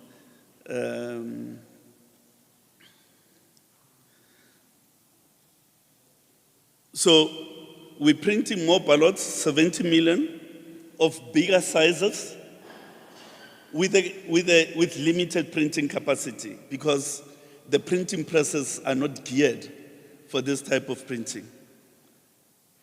And the printing window period is 14 days. From the date you certify the final list of candidates to election day, you probably have 14 days. So you must print this 70 million ballots within 14 days. But again, printing is not a problem. The problem is packaging per station, per ward, and distributing to the right place. So there's a whole lot of logistical complexity inherent in the ballot production process. Next. Now, the current version of the bill authorizes the Commission to prescribe election deposits. Those obviously have not been finalized, the election deposits. The Commission will, in due course, outline a process that will possibly have a public participation component to it, to determine the election deposits for national, provincial, for parties, and then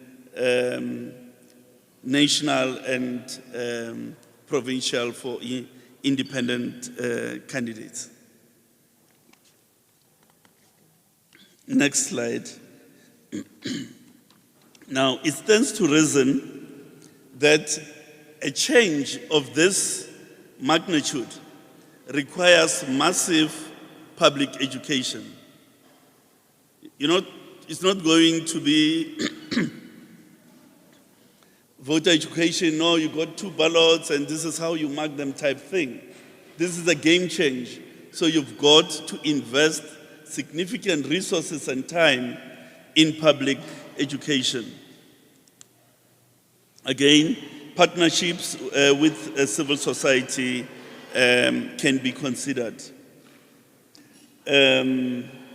Ongoing engagements with the youth in schools and institutions is currently taking place. And before we take leave of the podium, Commissioner Love just want to make one or two other additional points. Thank you very much.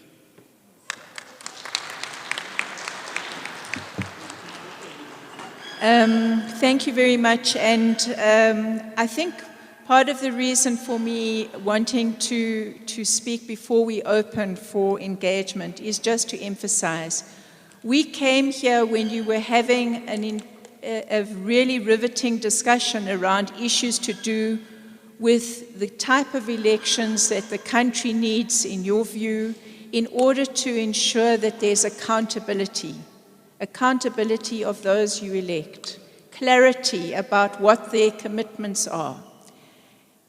You spoke about different options that you are in favor of.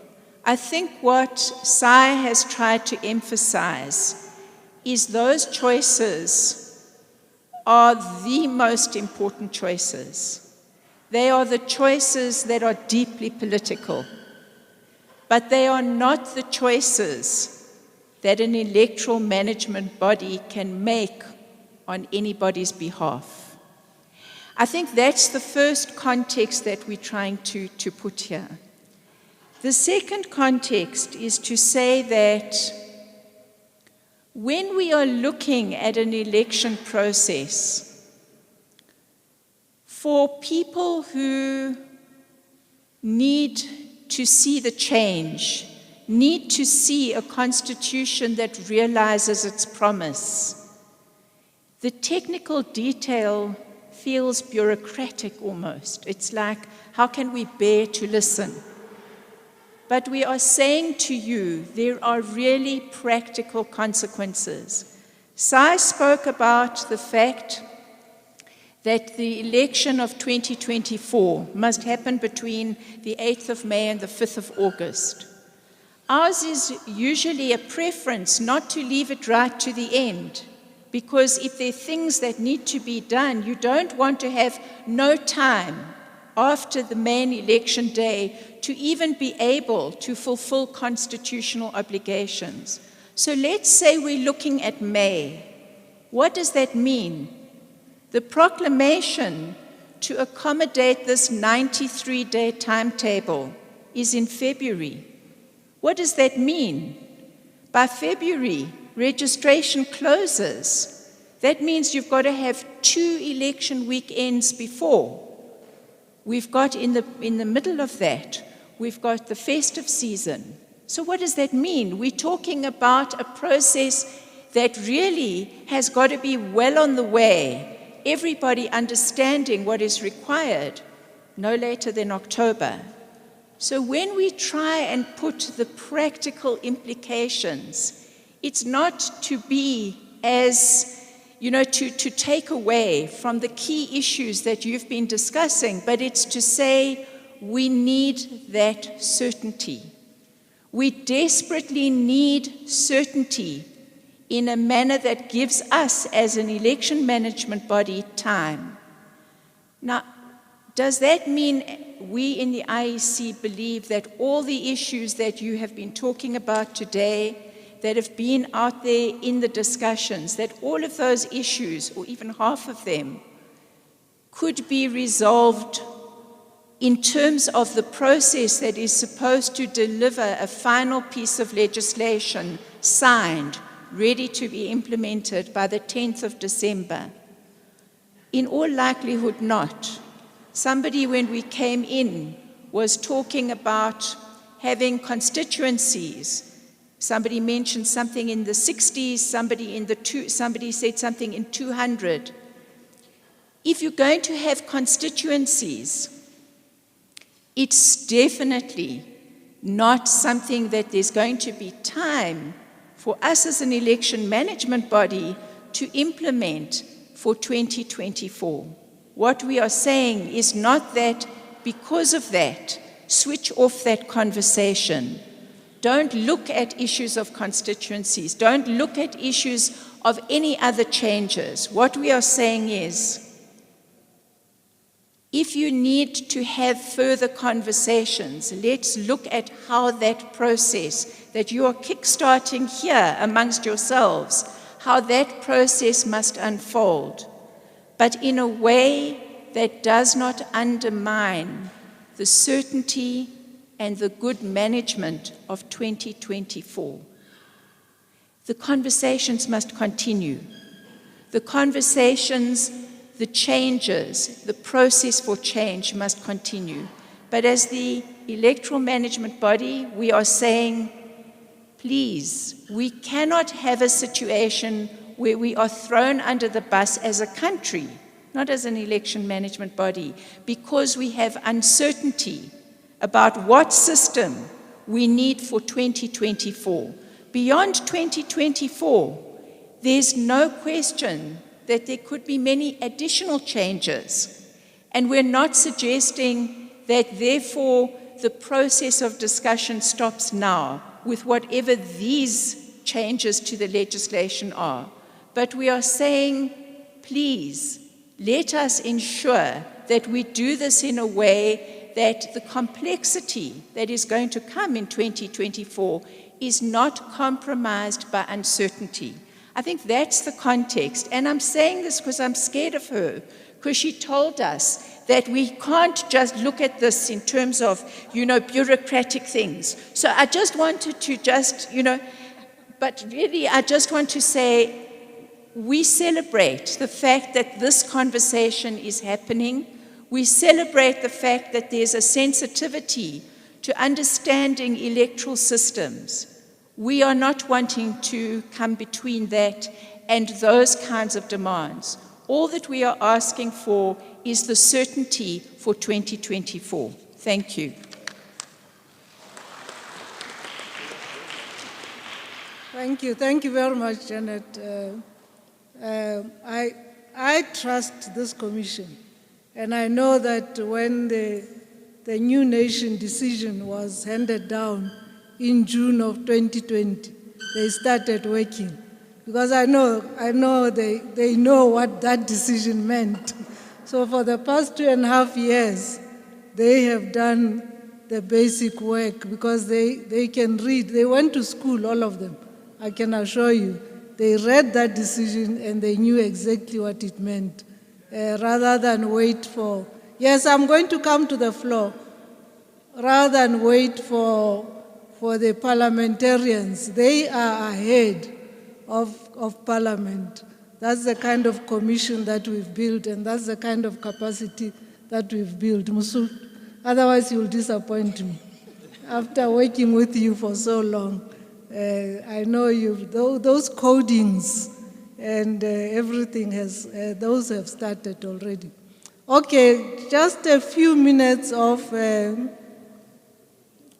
questions for clarifications. I have 2 there at the back and 1 here. Very quick. The food is here. Great. Yes, thank you. sir. Thank you, Chair, and thank you to the members of the Commission for their feedback and their inputs and their guidance around the practical challenges or considerations that have to be made around what we offer. I'm a little worried about the tenor of this request. Very practically, we have this decision of national proportion, of national importance for the future of our country for, at the very least, the next 27 years, right? In terms of how we redesign the electoral system to serve us, because very clearly and very plainly, what we currently have is not serving us in the way that we need it to. We certainly agree that, or at least I certainly agree that we have to be thinking about the practical implications. However, those practical implications become restrictive to our capacity to imagine the future that we want and we deserve. I don't think that's very fair for us or the people of this country.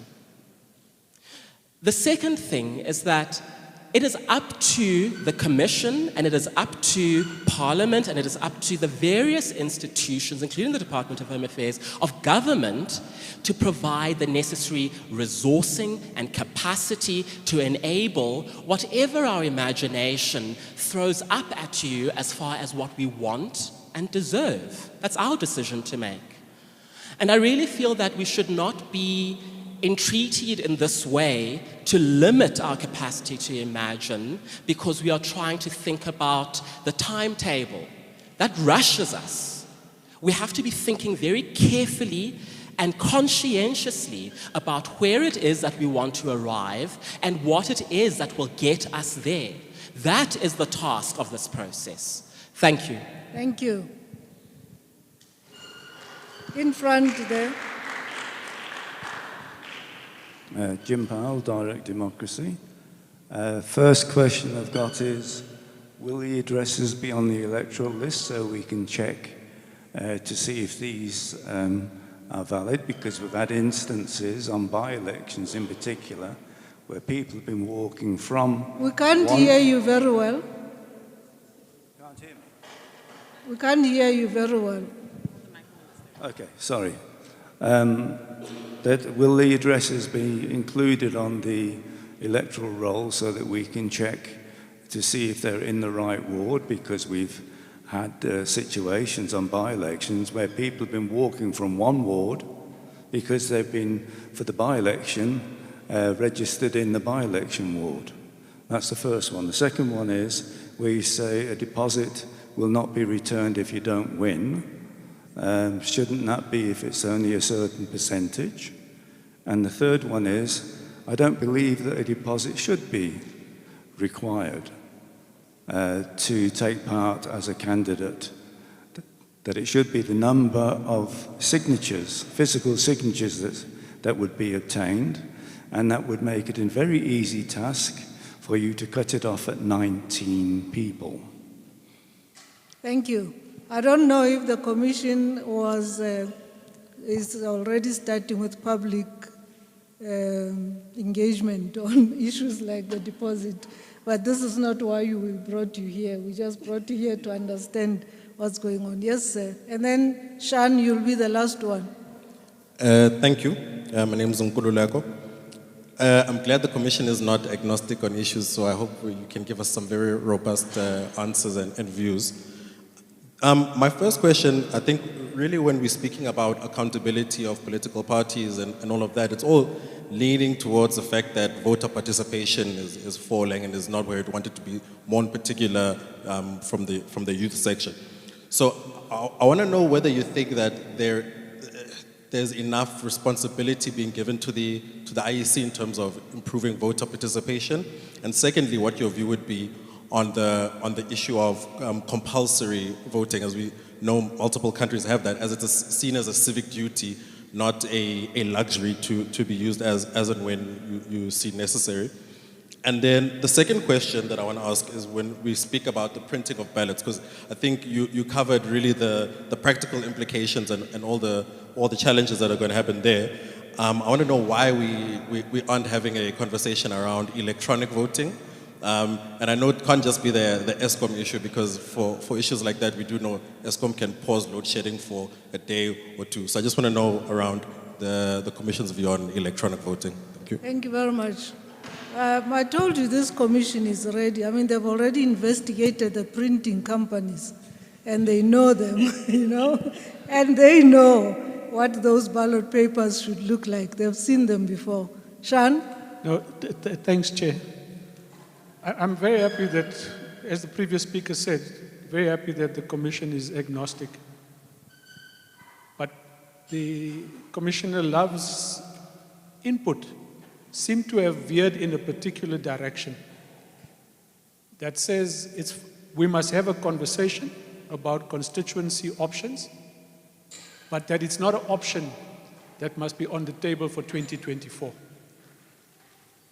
We can't have a conversation about something that we might not have the power to do anything about if we lose that opportunity now. And the only reason we're having this conversation in the country is because there was a court judgment that forced Parliament to deal with this issue. And the power that society has is to invoke that legislative right back to the courts if the outcome of this parliamentary process is unsatisfactory. So it can't be that there must just be a discussion.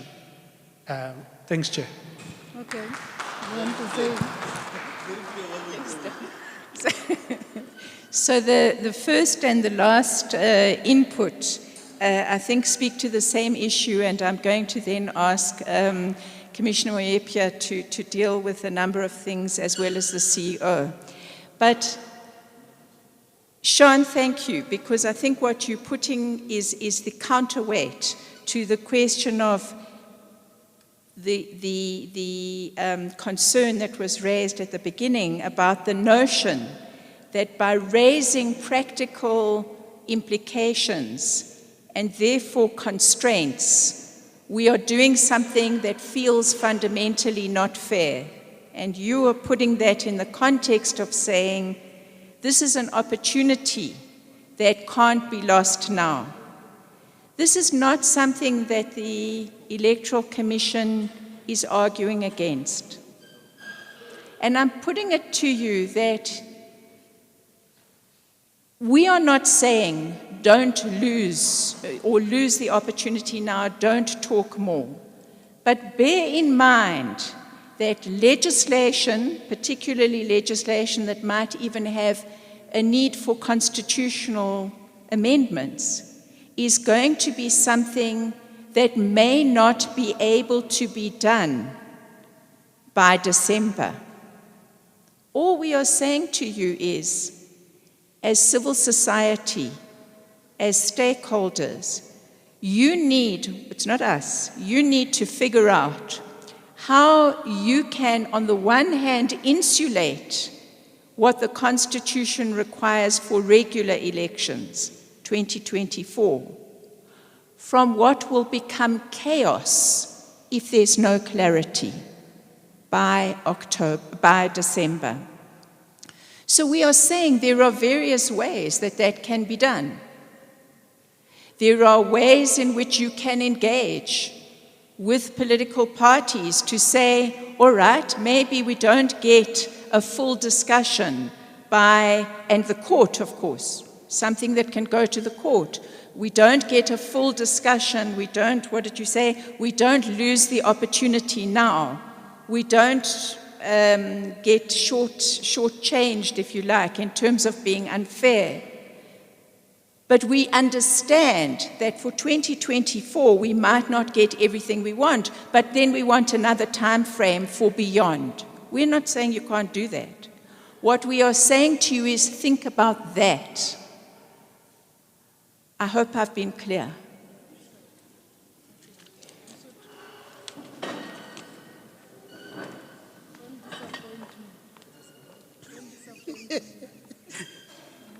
I'd like to say good afternoon to one and all. You are beautiful people in this room. You've asked very difficult questions. They really do deserve good consideration and responses. I'm going to try. The issue about the tenor of the discussion, we really don't intend to limit the discussion, but we do wish that you robustly debate based on the realities we face.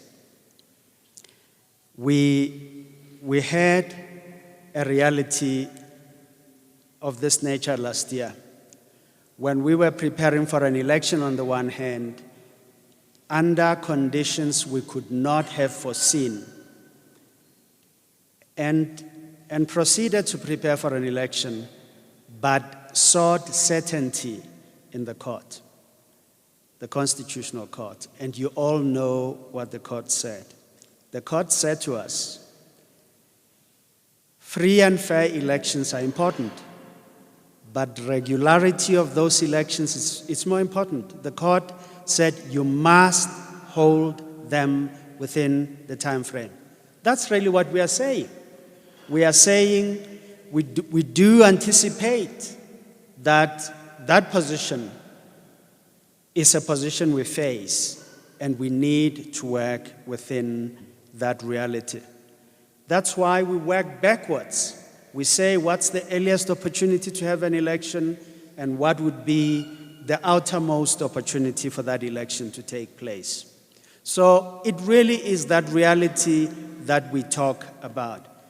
And we have that constitutional responsibility to ensure that those elections are in keeping or consistent with the prescriptions of the Constitution.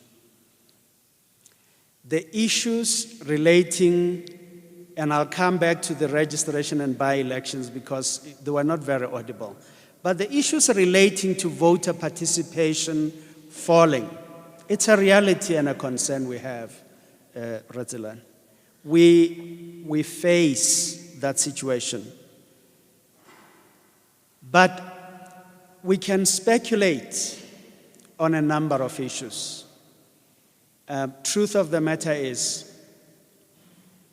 there are pointers, not exact signs that says this is the reason. But let's be simplistic and say, if the contestants in an election really interest people and the options are interesting, people tend to go out and contest and vote. When they are unhappy or they pick up dissatisfaction, they in fact indicate that, by amongst others, staying home. In terms of our own constitution, voting in this nation is not compulsory. In Australia it is, but here it is not. And that really is an issue we need to. So essentially we are saying 2024 may in fact raise that interest, and we have to prepare for that interest. But what has happened in the past suggests that we have a lot of work to do as the Commission, yourselves as civil society, but most importantly, candidates creating an opportunity for people to be excited and say, these are the choices we want to make. The issue about constituencies before or post 2024, Commissioner Love has touched on that, but here's a very real situation. The Municipal Demarcation Board has been created or established to deal with constituencies only in relation to municipal boundaries. We are now talking sub-provincial boundaries. There is not even an institution established in law to do it. If sub-provincial constituencies must be heard for 2024, that body must be established, it must then undertake that work. We're not raising this matter for the first time.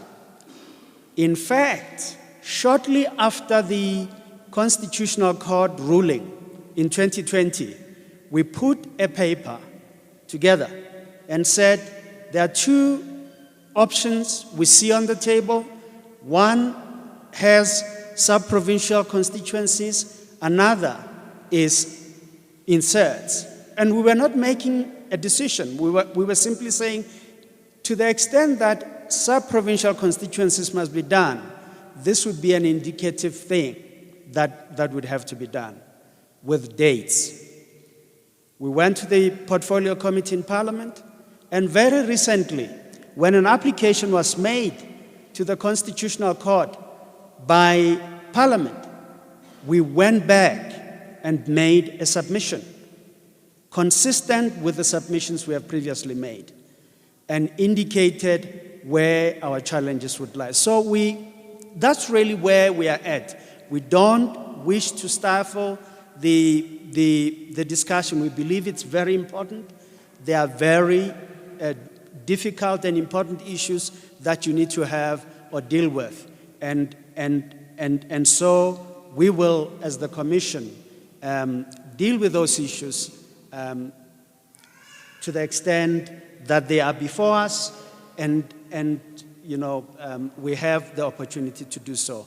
In respect of the questions relating to by-elections and voter registration, can I spend time and deal with them, because we really couldn't pick them up, and I tried to see, to understand what they were. But I offer to spend time and answer them. Thank you very much.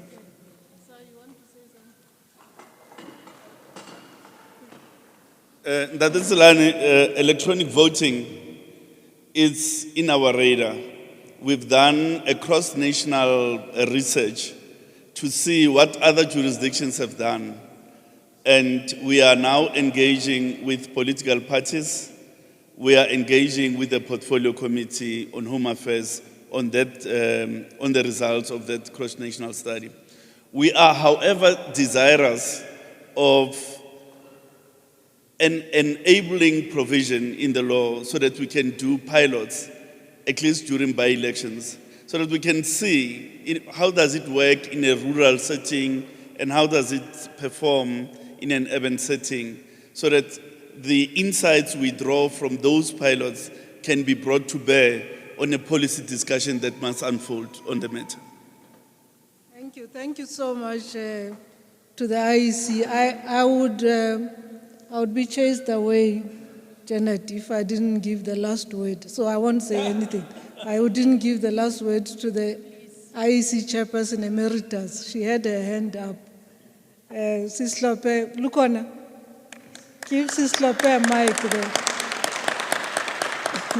She wants to say something very quickly. Yeah. As a living ancestor. And so you don't have to be too upset about what the ancestors say. But I do want to tell my wonderful colleagues whom I love so much that you stand a big risk. That there are a number of people, Mnage, I'm too old, let's not talk about me. But there are too many of us in the country, both young and old, in as much as we understand the difficult procedures, that you run a risk that because of the reputation you have as Electoral Commission, and because of your amazing performance of the short time you were able to meet, and also your other well-known reputation of things that in the past you have done within a very, very short time. You have to understand that it's that reputation, which is a wonderful reputation, that South Africa still today enjoys a reputation of doing mapping of this country in 6 months. We really believe that the IEC, and I'm part of that group, though I'm on your side, you know that I'm on your side, that if you lost the case, which might happen, people like my colleagues, all of you, we lost the case on overseas people, and surely you did overseas people. We lost a case on prisoners in this country, and surely we did a performance. And last year you were at your best, at your best. So you ran a very big risk because of the good reputation and the real confidence, by the way, that many people in this country have. So be prepared for the worst. Because there are many of us who are afraid that, we'll be dead. So the sooner we can fight now and change this problem. Thank you. Thank you very much, Sis Lope. We don't need to say anything after that. They've heard you, and they will rise to the occasion. I know them, and I trust them. Ladies and gentlemen, unfortunately, your lunch hour went from 1 hour to 45 minutes to 30 minutes. Now I'm giving you 20 minutes for lunch. That's just the dictator that I am. The lunch is at the back there. We are going to eat quickly. Wait, Faisal. You can't be the irresponsible one. Sit down. So straight after lunch, you can't be the convener and be irresponsible. Straight after lunch, we go to our breakaway sessions. You each have a folder. Somebody took mine. The folder has a distinct color. So the 4 breakaway rooms, 2 are on this floor. You go to your left as you come out and left again down that corridor. They will have the color of your folder there. And 2 are upstairs. Straight into the breakaway rooms, we right on time at 3:30 because Nishan has to do something, Shan, and then Ntate Vali Musa is going to address us. So we have to come back into this room. So quick lunch, you can skip it if you want to reduce weight like me, then go to the sessions and then come back. Okay, thank you. Thanks to the IEC. I do have to lose weight. I'll put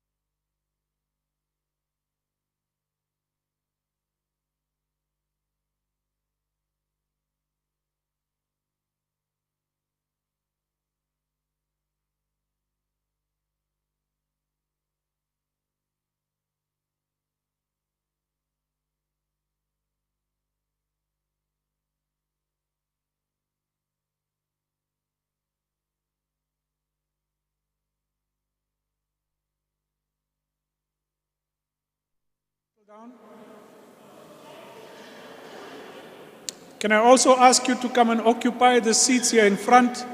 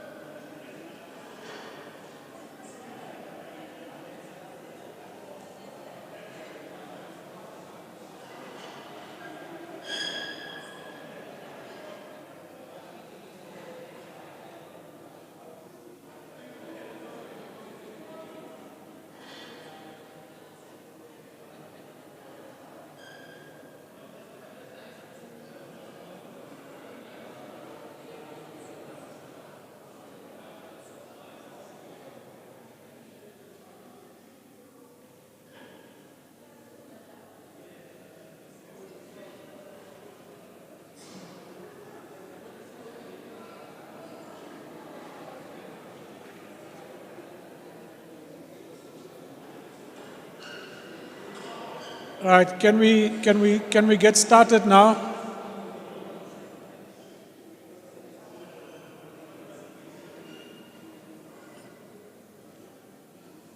Can I ask the 4 people who are going to be reporting from their groups, if they could please come to the front here and take their seats?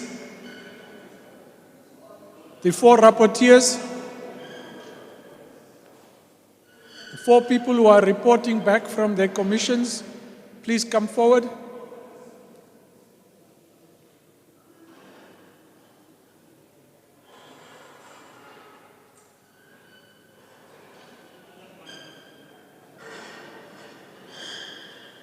Okay. Nobody reporting back.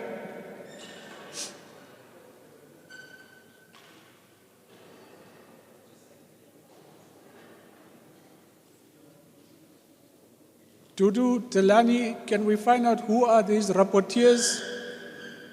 Right, we've got 1, 3 more.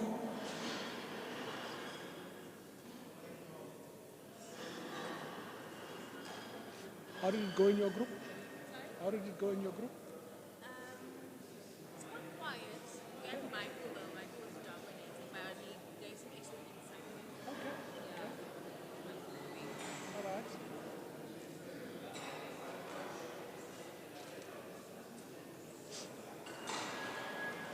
Right, we're waiting for 2 more rapporteurs here.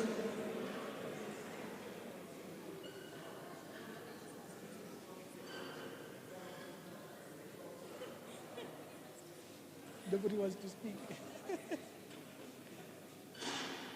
I'm still waiting for 2 commissions here to send us their representatives. Who's reporting back?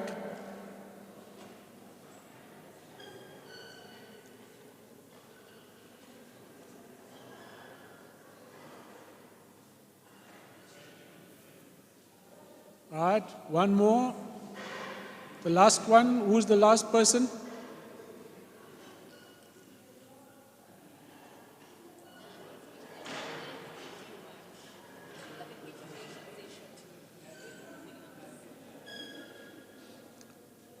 I'm missing 1 group.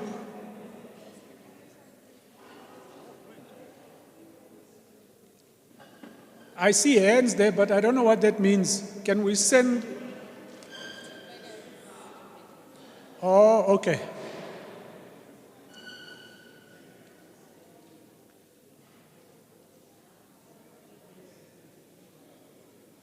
Right, we're waiting for the last few to finish at the tea table.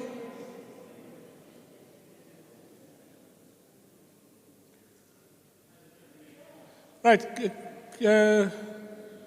people, let us start. This session is about getting your feedback from these commissions, and I'm hoping that you've generated a set of ideas that are action-orientated, that we can collectively here consider as part of a program of action to bring about electoral change in South Africa. And who wants to go first? You'll go. Okay.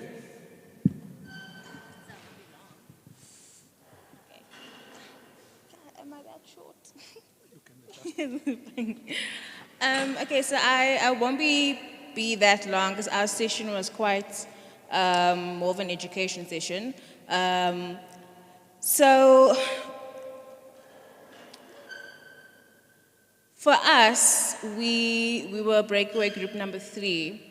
So for us, we came to consensus that we would support the majority view from the MAC, albeit that there are some minor changes which would be very easy to change, because we feel that the majority view is quite easy to implement. So we would support, going forward with that. However, in addition to that, there's the private members bill, which was pushed by, I think it was Mr. Lokota, which speaks to everything that we would really want for electoral reform. So we would push the majority view, but also as a side, in addition, push to reintroduce the private members bill that was squashed by Parliament. Also because the private members bill would not really need the demarcation board and all of that, so it would be a much more easier process. And then for a campaign idea, what we were thinking of, since we've got this 2 weeks where we have public comment from Parliament, we thought that it would be fruitful if we draft a report of some sort. From this room, we will convene like a task team, draw up a report, and then add hundreds of signatures by civil society organizations and submit that to Parliament, just to kind of shake things up a bit at Parliament before the 16th of September. So that is what we came up with in our breakaway session. Right, 2 very clear things there. Support for the MAC majority report with some amendments, and then to utilize the current opening for submissions around substantive changes and lobbying wider support for that and submitting that to Parliament. Okay? Can I get from my left, one of you?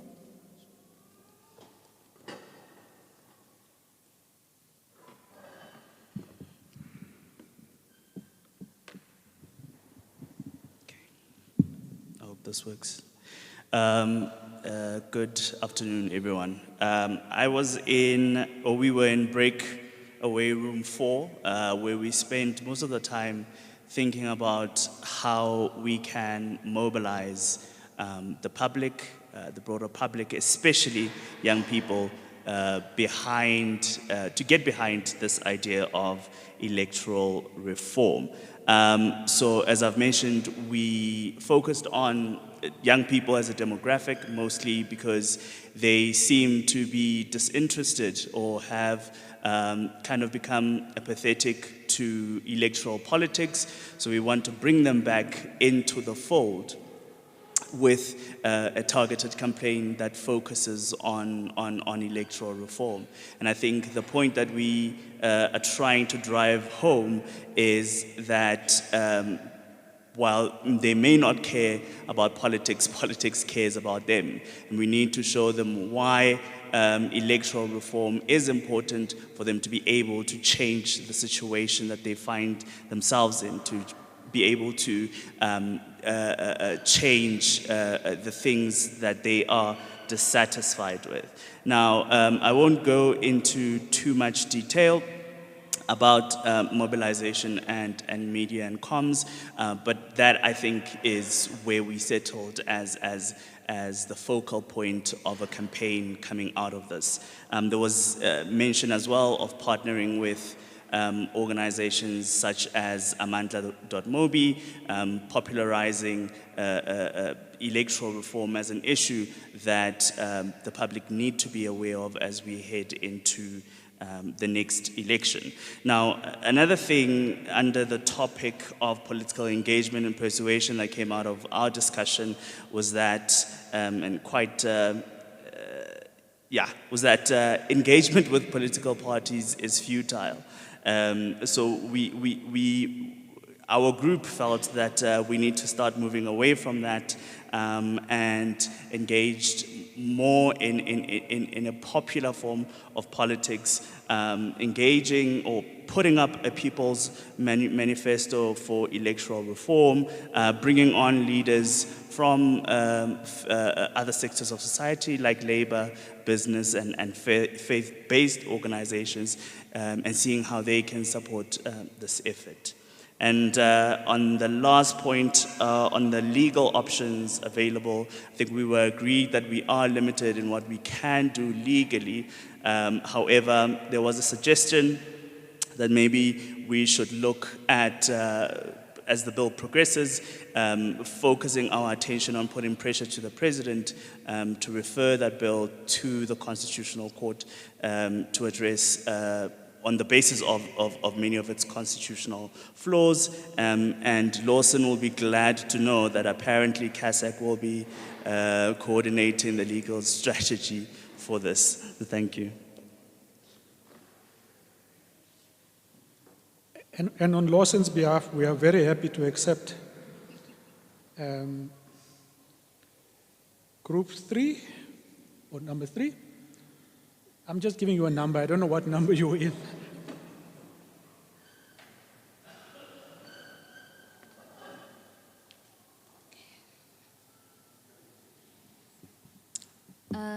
Thank you, everyone. So in our group, we really grappled around whether we should actually be making submissions now in the next 2 weeks. And part of our concerns were around the fact that perhaps not making a submission is in actual fact making a stronger statement around the fact that we do not support, that we do not support the minority view. However, we then reached consensus that it makes sense for us to actually make submissions so that when we do intend on challenging some of the provisions within the bill, which will then become an act, that we can refer to those. And then what we decided was that we need immediate action within the next 2 weeks, but we then need a subsequently larger campaign. And we were in full support of the majority view.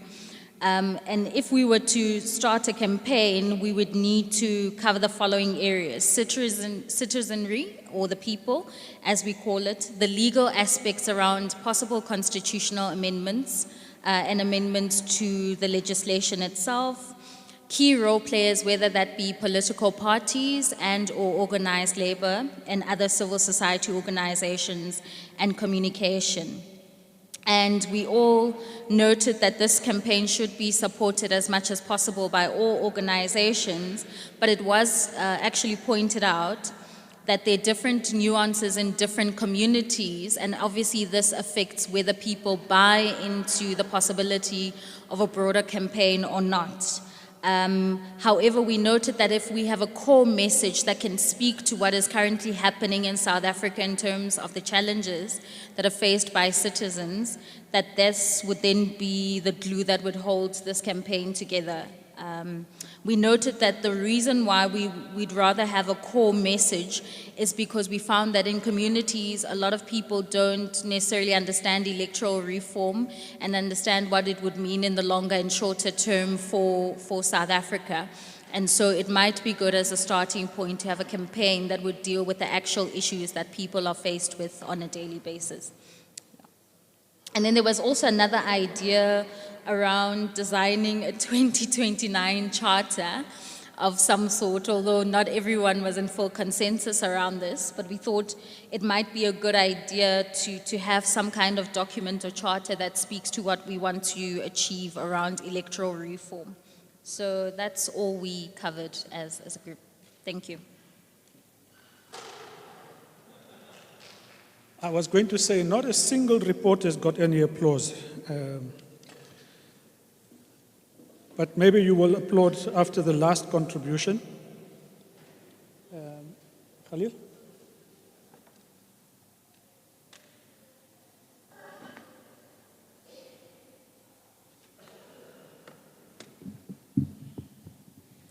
Okay, so we discussed what media and comms we will need to do to you talk about these key issues. The big thing was developing simple messaging on what MAC 1 and MAC 2, what the MAC 1 and MAC 2 bills are, the importance of them and the implications of each, and why it's important to support MAC 2.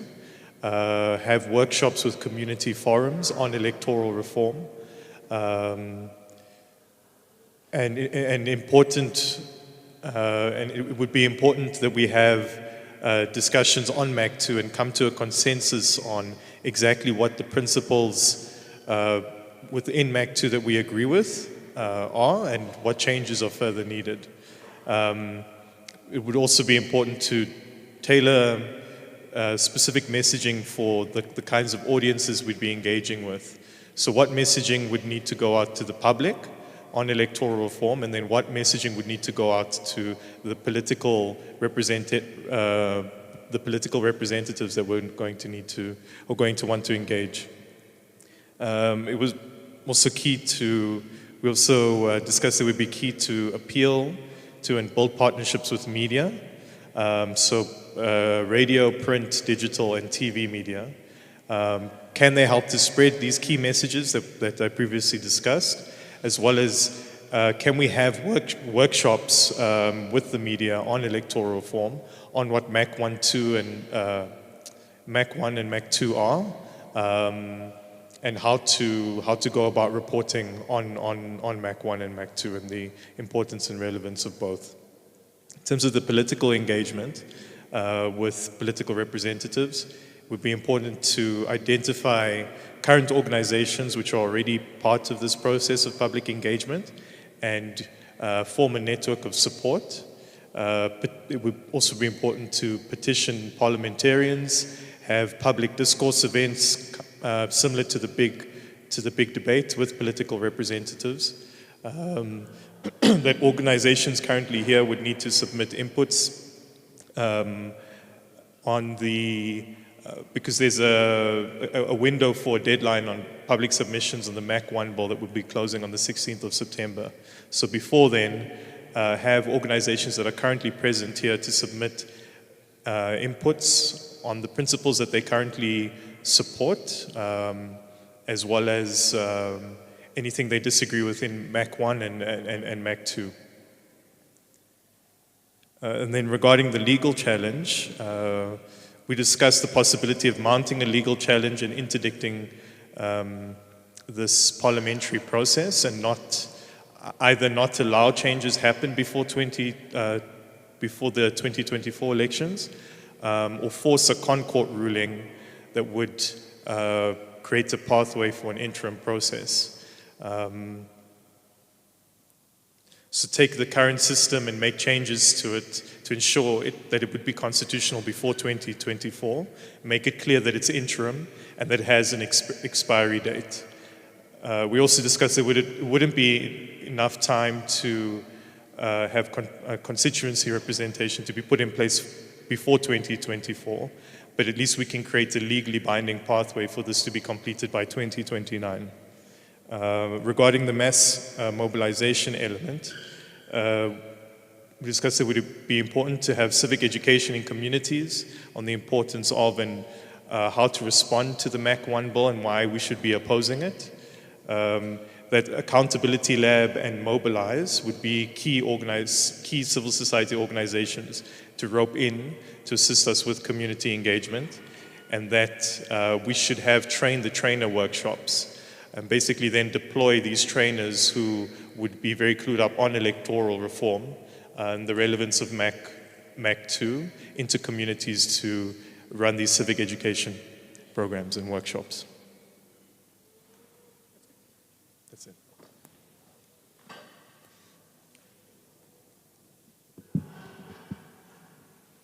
Thanks to these four reports. Thank you very much.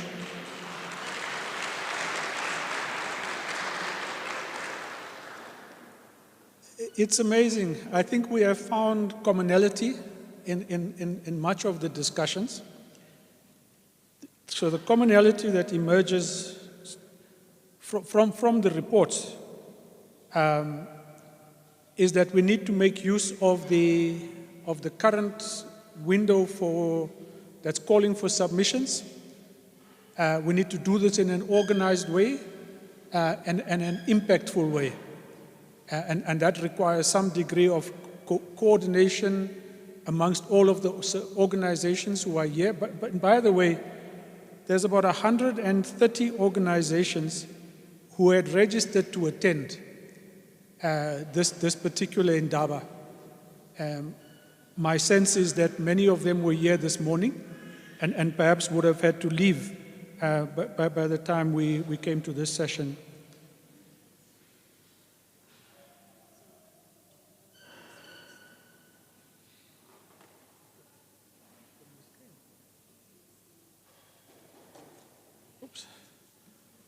So there's a summary here.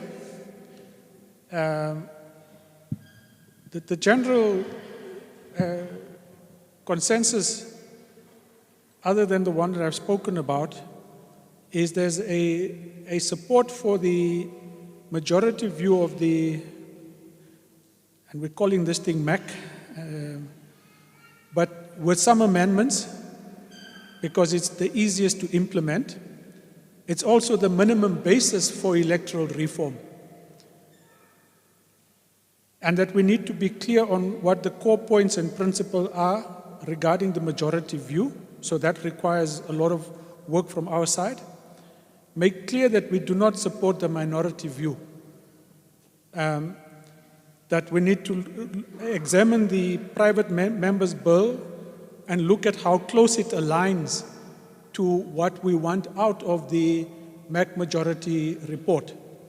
And if necessary, this collective or whoever takes this work forward must look at the possibility of developing a draft bill as immediate work. Convene a task team from the Indaba. That I suppose is something we will come to. There's a need for a mass-based campaign. That mass-based campaign must attempt to raise awareness.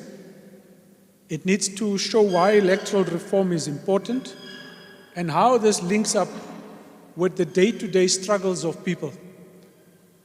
And that essentially is about why politics matters, why the quality of people we put into parliament and provinces are important, and therefore the need to actually have them closer to where you possibly can, and the accountability issues then come in. To draw support from labor and other civil society organizations, and to make this a societal campaign. It's a campaign that needs millions of people to understand and find some way of showing support. That must be done together with civic education workshops in communities across the country, and training workshops for people who will run those workshops is essential. Media is an important point.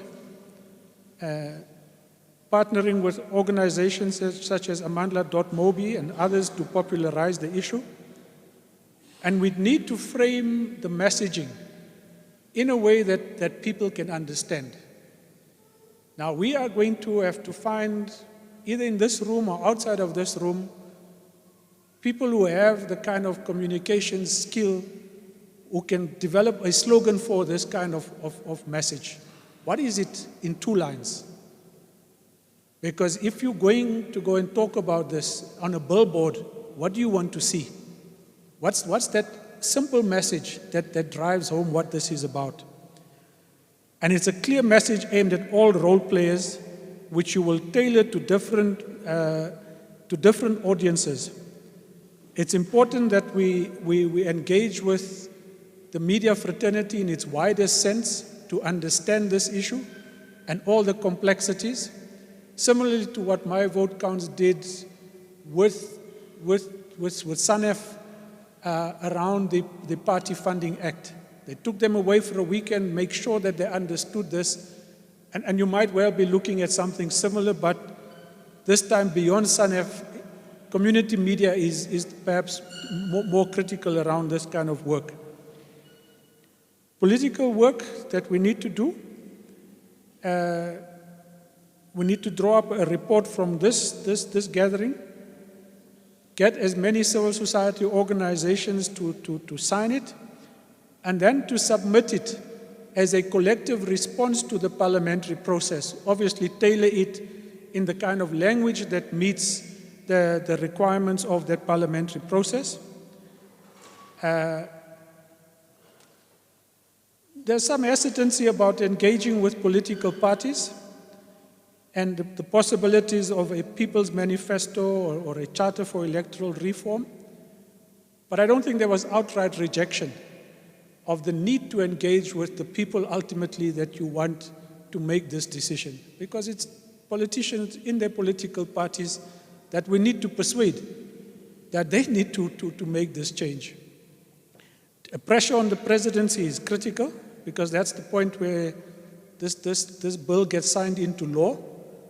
And if the president is aware that there are millions of people who says, don't sign something that we don't agree with, because there are all of these consequences, then they will have to take that seriously.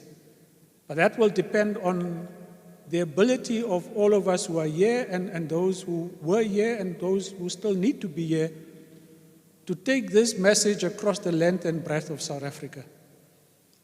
And that's linked to the petition to parliamentarians.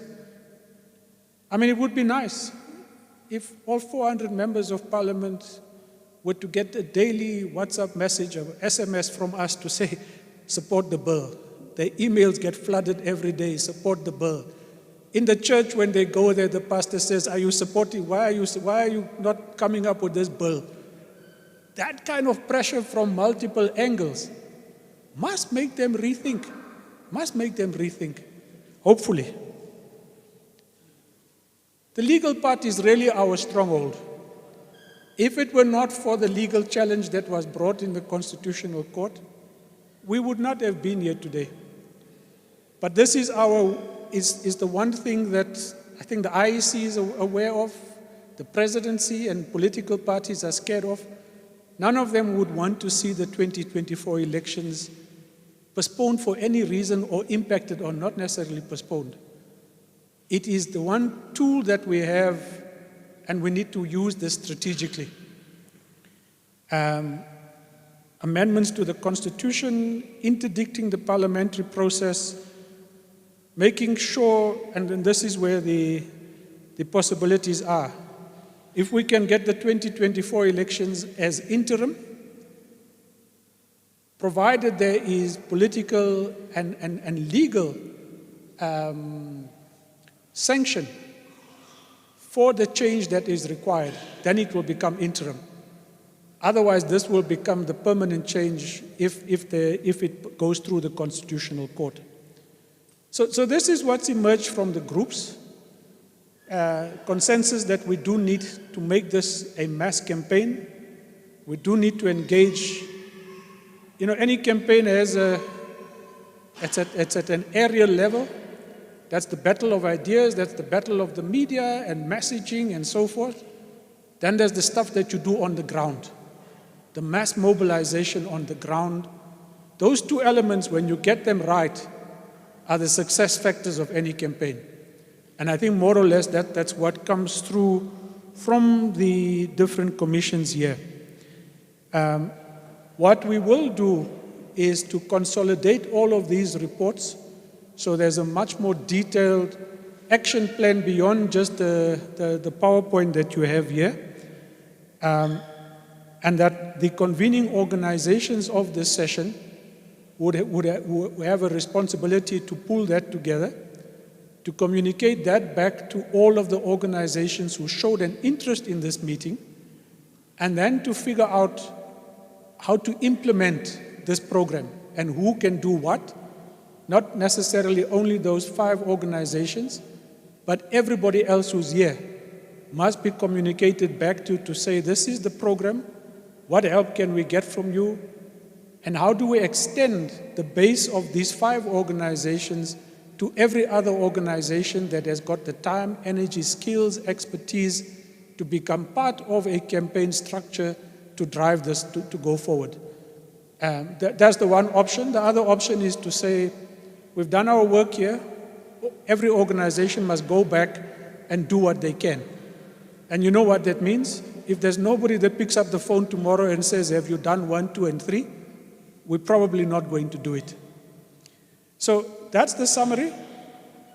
I'm hoping the summary covers all of the views from all of the commissions. I'm going to open up to a few comments from any group that feels your ideas or suggestions or conclusions of your group have not been reflected. This is not a time to punt new ideas, but if your group had agreed on something that was not reported on accurately, this is the time to make those kinds of corrections. Any takers? One hand there. Thank you very much. Agree with 99.9% of it. There's just one element in it, and that is that in our group we had quite a discussion around, do we accept the MAC report? And we said we cannot accept the MAC report as is, but we can accept the principles contained in the MAC report. And it's quite an important difference, because there are a number of organizations that have got other models on the table, but are aligned with the same sort of principles of bringing it closer to the people, constituency-based, etc., compensatory list, but not the MAC report model as such everybody agrees with, but the principles of the MAC report we agree with. Now, let's note that there is that slight difference, and that there is a counter view of probably the majority of people, for ease of simplicity, for the fact that it went through a process, and if we have to get things done immediately, it doesn't mean to start a whole new inquiry into examining all other kinds of models, for which, if we have the time, we can do. If we don't have the time, then there is the one report that I think the majority of people here are in agreement with. But let's note that particular difference. Anybody else? I see a hand there. As I said, it must be stuff that, before you start, this is not a time to open up for new points. It must be something that was discussed and agreed to in your group. This is what was in the group. Yeah, carry on. Okay, yeah, this is what was in the group. And that is that we should treat the by-elections as an opportunity and a focus, and try to turn them into national events through the media for accountability and exactly what we're trying to do. So it's for the by-elections, and that would be ongoing, not just up until December 22, but ongoing. Okay. Noted. Anybody else? No, we're done. I want to thank all of you. What happens from here? All of this work will be consolidated. The organizations that convene this will put together a report, submit that to all of yourselves with a program of action, and then appeal to those who want to work with those who have convened you here today to take forward that program and start the implementation. Now we have a program, we need to implement it. The work needs to be done beyond the 5 that have convened you here today. So I'm hoping the 5 organizations that have convened you are in agreement with this. Faisal? You happy?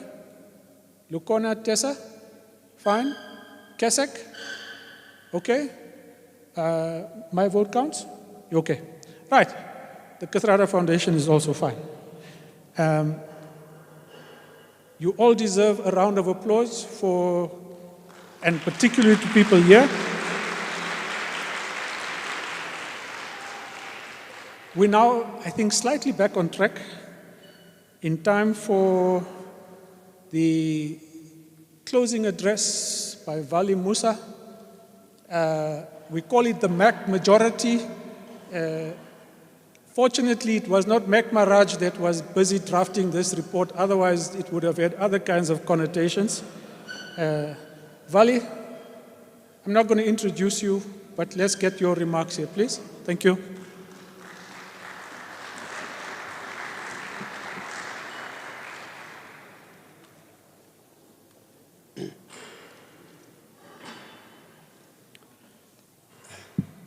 Thank you very much, Sean, and good afternoon to everybody who is present here. My apologies that I could not join you earlier today.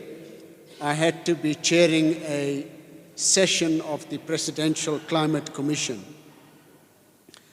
I'd like to just, for the record, state that I am talking here in my personal capacity. Now, free and fair elections. This is one of the greatest successes of the South African democracy.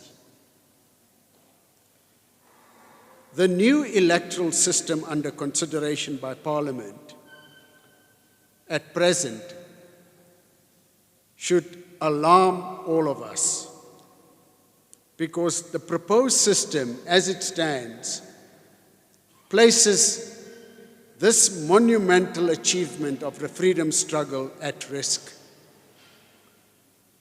The new proposed system is complex to understand, complicated to implement, and less fair than the current electoral systems that we have at the national, provincial, and municipal level.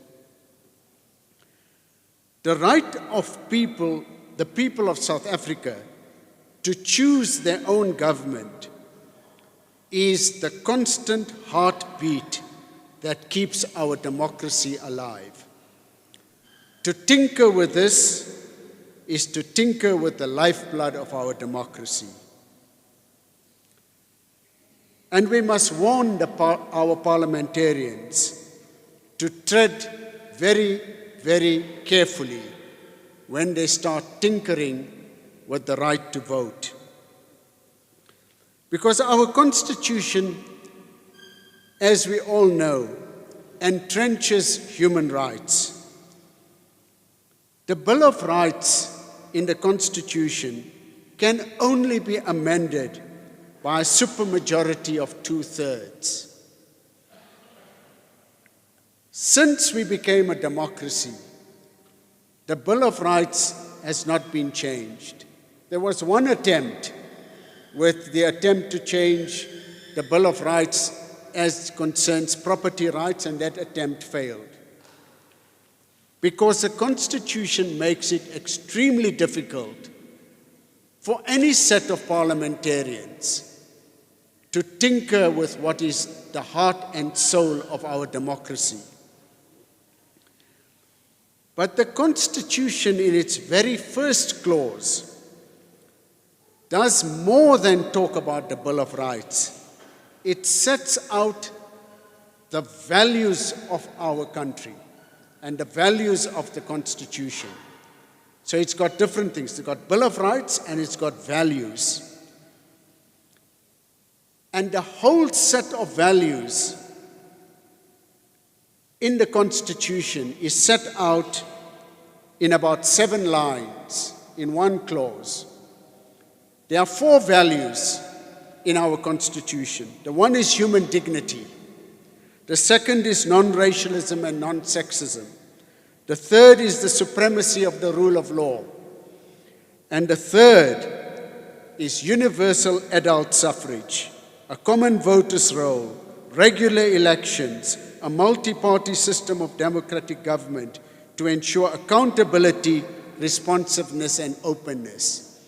Now, when it comes to these 4 values, the Constitution says Parliament needs a majority of 75% the highest majority needed to amend these values. In fact, there's hardly a jurisdiction anywhere in the world that requires such a high majority to amend anything. And the reason for this is because the founders of our country had decided that these values should never be changed. It should not be possible for any parliament to take a democratic decision that there will no longer be regular elections, for example, or that there will no longer be non-racialism. And at the time of the drafting of the Constitution, we colloquially referred to this as the unalterable clause of the Constitution. Now, we can talk a lot about the bill before Parliament. It's a big bill with a lot of stuff in there, very dense. And we can talk about the report of the committee which I had chaired. But when we talk about the vote, let's not get lost completely in the technicalities of this matter. Because we're not a set of lawyers. When we talk about the vote, we must look at what our Constitution says in its values. It says accountability, responsiveness, and openness. And if we want to improve our current electoral system, then it must be a new system which promotes an open democracy which is accountable and responsive. The biggest weakness of our current system is that our members of parliament are not chosen by the voters. That is the biggest. Forget all the technicalities, Shan. The voters don't choose these people. You can sometimes see somebody on TV and ask yourself, but who on earth in their right mind would have voted for that man? You wonder. Because, frankly, voters, when they go to the voting station, they are supposed to be sober. By the way, it's illegal to go to a voting station if you are drunk. They are supposed to be sober. And a sober person will not choose many of the people that we've got there. So this is what we want to improve. We want to have a better quality of members of parliament that are chosen by the people. We also want voters to feel empowered. Every election, fewer and fewer people are going to vote. And one of the reasons for that is people feel, you speak to ordinary people. They say, oh, whether I vote or I don't vote, nothing will happen. Things won't change. In other words, they don't feel empowered. They don't feel it's in their hands to put Mr. X and Mrs. Y into parliament. They don't feel it's in their hands. And so you want a system that will once again make voters, empower voters and make them believe that they are empowered.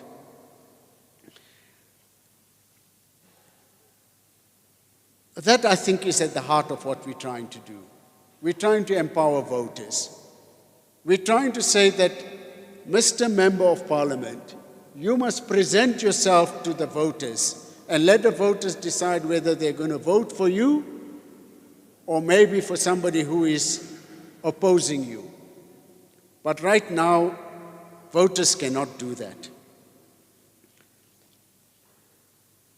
It is quite unbelievable that so far Parliament has rejected public opinion.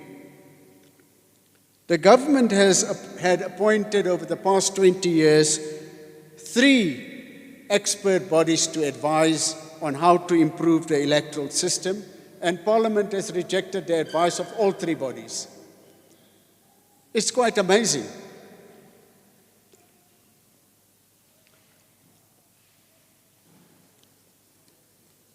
Now, let me talk a little bit about why I believe that the electoral system being considered by Parliament right now is a disaster in waiting.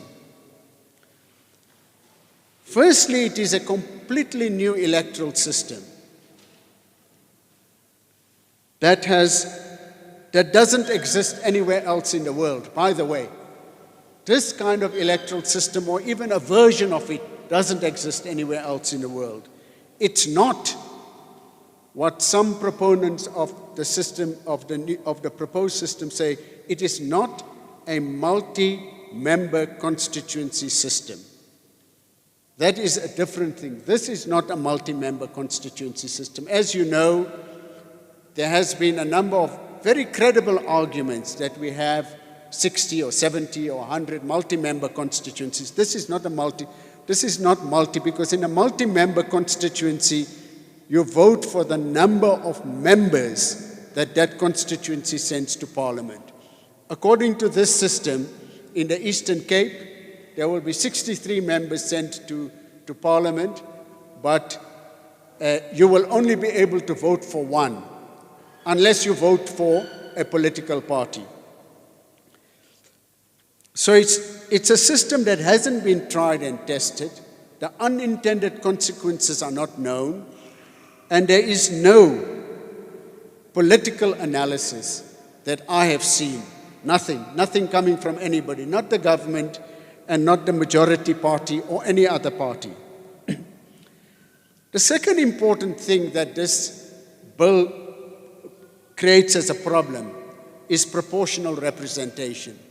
Our constitution says that any electoral system must result in a proportional outcome because it's a modern constitution. It's only archaic systems like in the United Kingdom where the majority can vote for one party, but a party that gets less votes can become the government. That's an archaic system. That's why our constitution says proportional.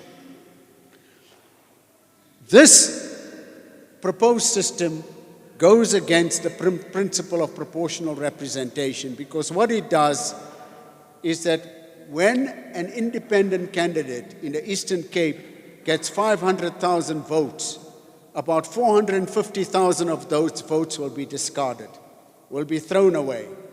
And so proportionality means that Parliament is constituted in proportion with the will of the people, in proportion with the way in which people have voted. The third big problem is that it's a complicated system. Now, you know, when our new constitution was drafted, it was drafted in what is called plain language. Because we asked ourselves at that time, do we need to write the constitution in using half the words in Latin and the other half words in Greek? Or can we just write it in English and Afrikaans and Zulu and all of that in plain language, and a person who is not a lawyer should be able to read it and see what it says? Any of us here can pick up the Constitution and read it because it's quite clear. This bill, I don't know how many of you have read the bill and read the bill is a proposed amendment to the Electoral Act, and then there are also proposed amendments to the proposed amendment bill. Here it is. Try to read it.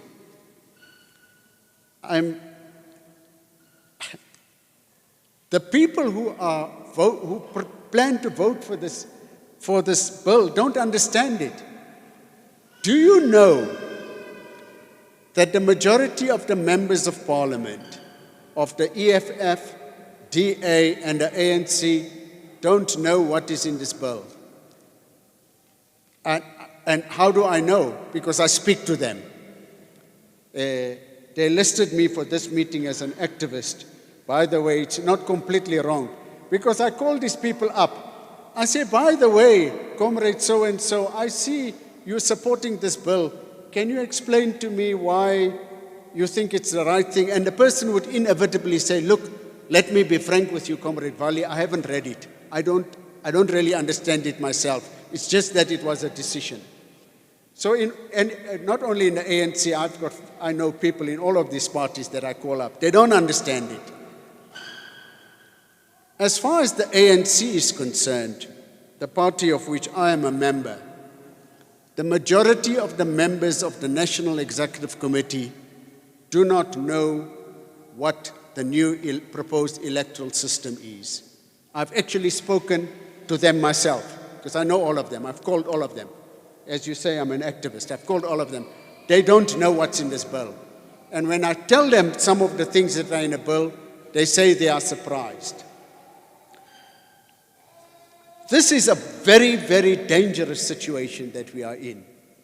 It's like a person driving a truck but has fallen asleep at the wheel, because you are fiddling with the most important right in our Constitution, the right to vote. The fourth point I'd like to make is that there is a principle in our system which says one person, one vote of equal value. And that's an important principle of our struggle. Because when we were fighting in the struggle for one person, one vote, P.W. Botha said, okay, let's give them all one person, one vote. The whites will vote for the white parliament, the Indians will vote for the House of Delegates, the Coloureds will vote for the House of Representatives, and the Africans will vote for this or that Bantustan. Everybody, one person, one vote. That's what he said. They argued it. They actually did argue. So in the struggle, our demand was one person, one vote of equal value. This new proposed system takes that away. Because if 50,000 people, 500,000 people in the Eastern Cape vote for Mr. X, they only get one person in parliament. If 500,000 people vote for the EFF in the Eastern Cape, they will probably get about 8 or 9 members of parliament in. So the principle of one person, one vote of equal value will be taken away. I cannot for the life of me see the Constitutional Court saying that this passes constitutional muster. It will be shot down by the Constitutional Court. And then, of course, there's the question of the voting system. If you want free and fair elections, and if you really want it to be free, then it must be easy for people to vote, not difficult. You're going to go into a voting station, and there will be a voting paper with about 50 or 60 or 100 political parties listed, and probably 1,000 independent candidates. And then you have to decide. You'll go through the pages, and you have to decide where to put your X. I'm not exaggerating on this, because if you take the 2021 local government elections, there were a total of 11,237 registered candidates in the Eastern Cape alone, in that province, 11,000. Let's supposing only 10% of them do all the hard work to register as candidates as members of parliament. Then you've got 1,000 independent candidates in the Eastern Cape. The voter will be mesmerized. It becomes so complex and complicated that what is the point of doing this thing anyway? There are some people who have referred to this proposed system that Parliament is considering as a minimalistic system. That's a euphemism. There's nothing minimalistic about it. This is an extremely complex system that have been put forward. So, friends, ladies and gentlemen, let me just say, I think we have a duty to point out to the public that actually the members of Parliament, by their own admission, have no idea what they're doing. There are many things about which they have no idea, but this is a serious matter. This is about the right to vote. They themselves say they have no idea what they are doing, and they should be stopped. Thank you very much.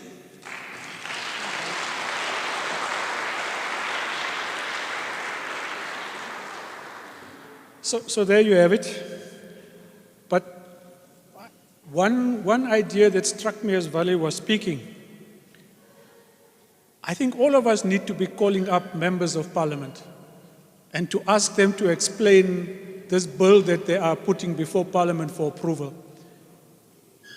You know, that there are constituency offices across the country. We can actually go to every constituency office and say, explain this thing to us. And record their responses to this to show up their inability to understand what they're talking about. Because I think that that is the pressure that we need. This is a moment for, this issue allows possibly for the first time since the drafting of the Constitution for a national mass political campaign. Not where we're going to people to ask them to vote for a particular country, but we need to engage people about the kind of electoral system that brings about, that links to the issues that affect their day-to-day lives, so that in that process, we actually begin to rebuild confidence and trust in politics and the ability of people to get back involved so that we break this notion that we are powerless to do anything about the many issues that affect us. And I think that that's the opportunity that we have before us here. And it's on that note, and I hope I speak for all of the organizations that have brought us here, that we will seriously look at all of the recommendations that have come out today, communicate back with yourselves as a matter of urgency, broaden the scope of involvement around implementing this campaign with a hope that we will commit to doing this work across the length and breadth of the country. I don't know where the money will come from, but that is, I think, what our intention needs to be. And on that note, I think we've done today's work. I want to thank all of you, especially those who've flown in today. This is only the start of a long haul. And it is likely that this Indaba would have to be reconvened to take stock of where we are at a point probably before the end of the year, so that we map out if there's work that needs to be carried over into 2023 as well. Can I just thank all of you for your attendance, your participation, your time and energy and commitment here today, to the sound people, the video recorders, the photographers, the caterers, to the staff of all of these organizations who've really made today possible, and to all of you, our speakers, our facilitators. I think it has been a very empowering gathering. And as Vali says, this is an opportunity to talk about voter empowerment. People's empowerment through voter empowerment through a new electoral system. I think that that's where the possibilities of our slogan will lie. Thank you very much.